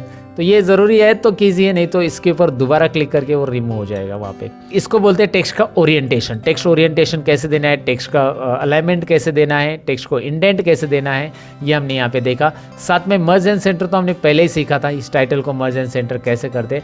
लेकिन इसके अलावा हमें यहाँ पे सीखना है, हमें यहाँ पे जानना है रैप टेक्स्ट के बारे में। होता क्या wrap text, I let you know कैसे है, दिखाता हूँ मैं आपको। सबसे पहले सपोज यहाँ पे एक एग्जांपल लो कि नेम ऑफ स्टूडेंट का जो रो हाइट है ना, वो मैंने थोड़ा सा यहाँ पे ऐसा कम करके रख दिया अभी। Okay, so name of student में मैंने यहाँ पे एक चीज़ बढ़ा दी, जैसे मैंने नेम ऑफ टैली स्टूडेंट और एक्सेल स्टूडेंट ऐसा बढ़ा दिया। अब ये आगे जा रहा है, लेकिन मैं इसकी कॉलम की विड्थ नहीं बढ़ाना चाहता हूँ, जो कि हम यहाँ से डबल क्लिक करके बढ़ा सकते हैं, आपको पता है। मैं चाहता हूँ इसे रैप टेक्स्ट करना। रैप टेक्स्ट से क्या होता है देखिए, वाह इंटरेस्टिंग है ना। Wrap text, wrap text, wrap text, wrap text, मैं क्लिक करूँगा रैप टेक्स्ट पे तो ऐसे आ जाता है। रैप टेक्स्ट निकाल देंगे तो ऐसा आता है। अगर आप चाहते कि यार लिखते समय ये नीचे आ जाए तो लिखते समय भी आएगा। जैसे आप यहाँ पे लिख रहे हो, डबल क्लिक करो, फिलहाल में इसके ऊपर मैंने डबल क्लिक किया, अल्ट और एंटर बटन प्रेस करूंगा मैं, अल्ट और एंटर दोस्तों, अल्ट और एंटर करेंगे तो ऐसा नीचे आ सकता है। अल्ट और एंटर लिखते समय ही आ सकता है। अल्ट और एंटर ये रैप टेक्स्ट की तरह ही काम करता है, और रैप टेक्स्ट यहाँ पे आप कर सकते हैं डायरेक्टली वैसे भी। सो रैप टेक्स्ट ये डेटा एंट्री के लिए याद रखो, कॉलम की साइज जब आपके एडजस्ट नहीं हो रही है तो आप इस तरह से कर सकते हैं, राइट। सो रैप टेक्स्ट के बारे में मैंने आपको बताया, मर्ज and centre you know that already. अब अच्छा एक बात और, यहाँ पे अगर मैं डेटा के अंदर, वैसे डेटा के अंदर बहुत सारी चीज़ें, लेकिन मैं यहाँ पे नीचे लिखते जाऊँगा डेटा, तो ऊपर हेडिंग तो चला गया मेरा, तो मुझे ये नहीं पता चलेगा कि यार ये सब्जेक्ट 1 है, 2 है या 3 है। बार बार मुझे ऊपर जाके देखना पड़ेगा ना सब्जेक्ट, अगर मैं नीचे लिखते जा रहा हूँ तो ऐसे समय में मैं चाहता हूँ कि ये ऊपर के 2 रो जो है, ये एक और ये 2 रो, ये ऊपर फिक्स रहे और परमानेंट रहे, फ्रीज रहे, उसको फ्रीज बोला जाता है एक्सेल में। तो उसके लिए हमें करना क्या है, तो यहाँ पे कर्सर रखना है 3 नंबर रो पे। कर्सर कहाँ पे रखा है मैंने, देखिए मुझे जो रो लॉक करना है उसके नीचे के रो पे कर्सर रखना है, मुझे ऊपर के रो फिक्स करने हैं। उसके लिए एक व्यू में ऑप्शन दिया है, ज़रा इसे ध्यान से देखिए। व्यू के अंदर यहाँ पे एक फ्रीज पेन्स ऑप्शन है, फ्रीज पेन्स। फ्रीज करेंगे हम, किसको फ्रीज करेंगे, उसने पूछा है कि टॉप रो एक ही करना है या फर्स्ट कॉलम करना है, लेकिन मुझे फ्रीज पेन्स ही करना है क्लिक डायरेक्टली, क्योंकि मैंने ऑलरेडी लोकेशन दे दिया कि 3 नंबर रो पे मैंने कर्सर रखा है। तो फ्रीज पेन्स मैंने ऑन किया तो यू विल नोटिस यहाँ पे एक लाइन आएगी, वो अभी मैंने बॉर्डर दिया इसलिए यहाँ पे समझ में नहीं आ रहा है, लेकिन आपको एक लाइन नज़र आएगी एक्स्ट्रा, या फिर आप डाउन एरो प्रेस करते जाओ, you will find out the changes क्या हो रहे दिखाई दे रहा है आपको। मैं नीचे स्क्रॉल करते जा रहा हूँ और अलग अलग रो में मैं स्क्रॉल कर रहा हूँ, तो भी टाइटल हेडिंग वही की वही रह रही है, क्योंकि मैंने उसे फ्रीज किया। और नहीं चाहिए तो आप इसे अनफ्रीज भी कर सकते हैं। वैसे आप कॉलम के लिए भी कर सकते हैं, राइट साइड में अगर आप जा रहे हो ऐसे, तो आप उतने कॉलम, अभी मुझे 1 नंबर कॉलम यहाँ पे दिखना चाहिए, मैं 1 नंबर का डेटा टाइप कर रही हूँ या 2 नंबर का, तो मैं इधर बी कॉलम में कर्सर रख दूंगा और यहाँ पे फ्रीज पेन्स में जाकर फ्रीज पेन्स ऑन करूँगा। अब इससे होगा क्या, मैं ऐसे राइट में जाऊँगा तो भी 1 नंबर कॉलम दिख रहा है ना आपको, वो सीरियल नंबर का वो वहाँ पे ही रहेगा, राइट। और बॉटम में आऊँगा तो भी ये आपको दिखाई देगा, क्योंकि मैंने फ्रीज पेन्स B2 या B3 सेल से समथिंग किया है, तो वो पूरा का पूरा यहाँ पे फ्रीज हो चुका है। और मुझे निकालने के लिए अनफ्रीज यहाँ पे करना होगा, अनफ्रीज ऑप्शन फ्रीज की जगह ही आ जाता है। सो ये एक डेटा एंट्री के लिए या डेटा टाइप करते समय याद रखना है, जब आपको डेटा टाइप करना है तो फ्रीज पेन्स और अनफ्रीज पेन ज़रूरी है। अगर आप एक्सेल में बेसिक चीज़ें नहीं जानते ऐसा कुछ, तो फिर मुश्किल हो जाएगा आपके लिए। अब यहाँ पे कुछ चीज़ें और है जो कि हैं नंबर फॉर्मेट में, होम टैब के अंदर से यहाँ पे आपको दिखाई दे रहा है नंबर फॉर्मेट में। जब कभी भी आप डेट लिखते हो एक्सेल के अंदर, ये सारे लोगों से गलती हो जाती है, सारे लोगों से ये प्रॉब्लम होता है। और यहाँ पे डेट लिखने के बाद में, अभी मैं इसके कॉलम की साइज़ बढ़ा देता हूँ, नहीं तो वो दिखाई नहीं देगा। बाद में मैं यहाँ पे कोई नंबर टाइप करता हूँ 35, तो वो ऐसा आ रहा है, अरे नंबर ही नहीं ले रहा है। तो यहाँ पे वो डेट फॉर्मेट में कन्वर्ट हो चुका है। तो आपके लिए तरीका ये है कि आप यहाँ पे क्लिक करो और उसे नंबर फॉर्मेट में कन्वर्ट करो। नंबर फॉर्मेट में क्या करना है आपको, कन्वर्ट। तो ये नंबर में दिखाई देगा ना, और आप चाहते हो उसे जनरल फॉर्मेट में रखो जिसमें डेसिमल प्लेसेस ना आए, तो जनरल फॉर्मेट में रखो। जनरली हम जनरल फॉर्मेट में रखते हैं जब कोई नंबर ऑटोमेटिक टाइप करते तो। और डेसिमल के साथ नंबर, करेंसी, यहाँ पे बहुत सारे डेट फॉर्मेट वगैरह आपको दिखाई दे रहे हैं। अच्छा, अगर आपने डेट लिखी और वहाँ पे नंबर आ रहा है तो वहाँ पे आपको करना क्या है, यहाँ पे जैसे मैं आपको दिखाता हूँ। यहाँ पे मैंने लिखा 20/2 और 2019, ऐसा कुछ भी लिख दिया, राइट। अब मैं जब इसे यहाँ पे कन्वर्ट कर देता हूँ, ज़रा मैं देखा जनरल फॉर्मेट में, तो इस तरह से नंबर आ रहा है। अगर कभी ऐसा नंबर फॉर्मेट में कुछ आ गया तो आप उसे नंबर फॉर्मेट की जगह इसे डेट फॉर्मेट में कन्वर्ट कर सकते हैं ईजिली। तो उसके लिए करना क्या है, आपको बस यहाँ पे करना है शॉर्ट डेट या लॉन्ग डेट। शॉर्ट डेट या लॉन्ग डेट यहाँ पे आसानी से आप कर सकते हैं नंबर फॉर्मेट को डेट फॉर्मेट में कन्वर्ट करने के लिए। वैसे मैं आपको शॉर्टकट की बताऊँ तो कंट्रोल-शिफ्ट यहाँ पे हैश, ये आप डेट फॉर्मेट में कन्वर्ट कर सकते हैं। कंट्रोल-शिफ्ट 1 नंबर फॉर्मेट में हो जाता है, कंट्रोल-शिफ्ट 2 टाइम फॉर्मेट में हो जाएगा, कंट्रोल-शिफ्ट यहाँ पे जनरल फॉर्मेट में होगा। कंट्रोल-शिफ्ट 1 2 3, ये याद रखिए 1 2 3 कंट्रोल-शिफ्ट के साथ ये अलग अलग फॉर्मेट में आपको कन्वर्ट करने के लिए देता है, राइट। कंडीशनल फॉर्मेटिंग वैसे हमने सीख लिया है कैसे करना है, मैंने बताया है। और फॉर्मेट एज कैसे ही ये टेबल होता है ये भी मैंने आपको दिखाया। यहाँ से आपको अलग अलग स्टाइल्स मिल जाती है जो कि आप अप्लाई कर सकते हैं, ये भी मैंने बताया था। इंसर्ट में यहाँ पे इंसर्ट शीट रोज भी आता है, जैसे आप यहाँ पे रो इंसर्ट करना चाहते हो तो मैंने वैसे भी आपको बताया है। रो कंट्रोल+ से इंसर्ट होता है, कंट्रोल- से डिलीट होता है। यहाँ से भी इंसर्ट और डिलीट ऑप्शन है आपके लिए। और फॉर्मेट में आपके रो और कॉलम की साइज एडजस्ट करने के लिए है ही। कैसे करना है मैंने सारी चीज़ें यहाँ पे बता दी है आपको। और ऊपर से मैंने आपको बताया था कि क्लियर में जाकर क्लियर फॉर्मेट से क्या होगा। देखिए यहाँ पे फॉर्मेटिंग अगर नहीं चाहिए तो आप क्लियर कर सकते हैं। मुझे नहीं चाहिए फॉर्मेटिंग, सो क्लियर में जाइए, क्लियर फॉर्मेट्स, फॉर्मेट जाएगा। क्लियर ऑल मतलब पूरा क्लियर हो जाएगा। क्लियर कंटेंट्स मतलब खाली कंटेंट और कमेंट लिखी होगी या हाइपर लिंक दिया रहेगा तो वो क्लियर हो जाएगा। क्लियर ऑल कर दूंगा मैं तो इस तरह से हो रहा है, राइट। सो क्लियर कंटेंट करना है तो कंटेंट कीजिएगा। इस तरह से आप इसे क्लियर कर सकते हैं, राइट। और फिल सीरीज़ के बारे में तो मैंने बताया था स्टार्टिंग में कि आप फिल सीरीज़ कैसे कर सकते हैं। यहाँ पे भी है फिल सीरीज़ ऑप्शन की, डाउन फिल कैसे होगा ऑटोमेटिकली वो दिया है वहाँ पे।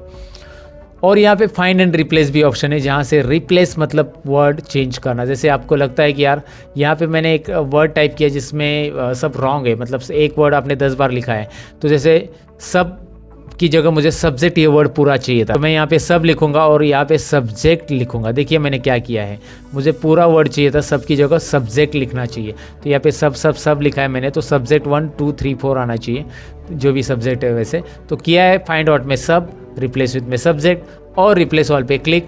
Now you can see replacement क्या काम करता है। सो फाइंड एंड रिप्लेस भी है, कोई वर्ड ढूंढना है तो फाइंड कर सकते हैं और यहाँ से आप फाइंड डायलॉग बॉक्स आपको मिल जाता है। तो ये मैंने होम टैब यहाँ पे कवर करने की कोशिश की है कि कैसे कुछ करना है, एक्सेल के अंदर क्या क्या चीज़ें होती है, यहाँ पे मैंने डिटेल में एक्सप्लेन करने की कोशिश की है। ये एक्सेल बिगिनर्स के लिए वीडियो है दोस्तों, और इसमें प्रिंटिंग लास्ट ऑप्शन है हमारा, और प्रिंटिंग हम देखते हैं प्रिंट कैसे किया जाता है एक्सेल के अंदर, and then will finish it. और ये बिगिनर्स के लिए एक्सेल है, इसीलिए मैंने इतनी ही चीज़ें कवर की। एक्सेल इतना ही नहीं है, बहुत कुछ है।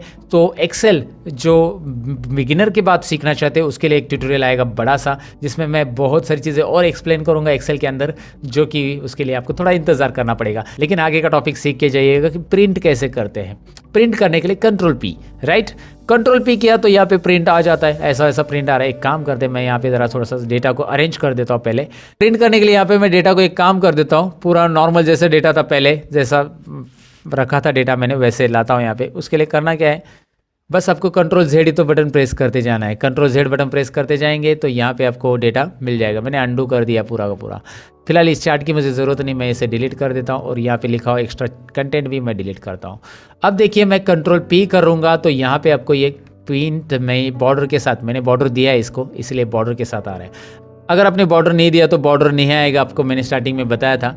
अब यहाँ पे मैं आपको बताऊँ कि चलो कंट्रोल पी में हम इसमें आ चुके हैं, कंट्रोल पी स्क्रीन के अंदर यहाँ पे, लेकिन आपको दिखाई दे रहा है कि यार काउंट तक ही डेटा आ रहा है, काउंट तक, काउंट के आगे भी डेटा है मेरा। यहाँ पे देख सकते हैं ना एक्सेल में काउंट के आगे भी है, लेकिन यहाँ पे एक डॉटेड लाइन आ रही है जो कि प्रिंट की बाउंड्री या पेज की साइज़ बता रही है कि पेज यहाँ तक ही है, डॉटेड लाइन। ये कंट्रोल पी बटन प्रेस करने के बाद आपके भी एक्सेल में दिखाई देगी कि यहाँ तक का ही प्रिंट होगा। तो आगे का डेटा का क्या, मैं इसको डबल क्लिक करके एडजस्ट कर सकता हूँ, या कंट्रोल ए करके, कंट्रोल ए और यहाँ पे Alt H O I press का तो auto fit column width, column की विड्थ जो है ऑटोमेटिक जितनी रिक्वायर्ड है उतनी आ जाएगी। तो कंट्रोल पी करो, अभी एवरेज तक डेटा आ गया है। चलिए एवरेज में भी थोड़ा सा काम कर देते, हम यहाँ पे प्रिंटिंग के लिए और थोड़ा सा काम सेटल करना पड़ेगा हमें डेटा को प्रॉपरली। डेसिमल प्लेसेस हम यहाँ पे कम कर देते हैं और यहाँ पे भी अल्ट एच ओ आई करने के बाद ये भी कम हो गया। अब आपको दिखाई दे रहा है रिजल्ट 1 रिजल्ट 2 तक आ रहा है, ग्रेड नहीं आ रहा है। तो ऐसे में क्या करेंगे हम आगे, हमें इसे एक ऑप्शन यहाँ पे मिल जाता है और यहाँ पे है पोर्ट्रेट की जगह आप इसे लैंडस्केप कीजिए। लैंडस्केप करते ही पेज का हॉरिजॉन्टल व्यू आ जाएगा और यहाँ पे जितने चाहे और कॉलम आपकी मर्जी और भी ऐड कर सकते हैं। लेकिन आप चाहते कि नहीं लैंडस्केप में रो कम आएंगे, पोर्ट्रेट ही चाहिए, वर्टिकली डेटा चाहिए, तो रखिए यहाँ पे एक ऑप्शन है राइट कॉर्नर में शो मार्जिन, ये दिख रहा है आपको मार्जिन ऑप्शंस, तो इस पे क्लिक कीजिए, शो मार्जिन लाइन आएगी और इसे थोड़ा बहुत एडजस्ट कर सकते हैं आप, ऐसे इस मार्जिन को कम कीजिए, वो ग्रेड अंदर आ जाएगा। प्रिंट से रिलेटेड जितनी भी सेटिंग्स आपको सीखनी है उसके लिए ऑलरेडी मैंने वीडियो बनाया था जिसमें मैंने बताया कि प्रिंट के अंदर सारी सेटिंग्स कैसे करेंगे, और उसके लिए लर्न मोर चैनल पे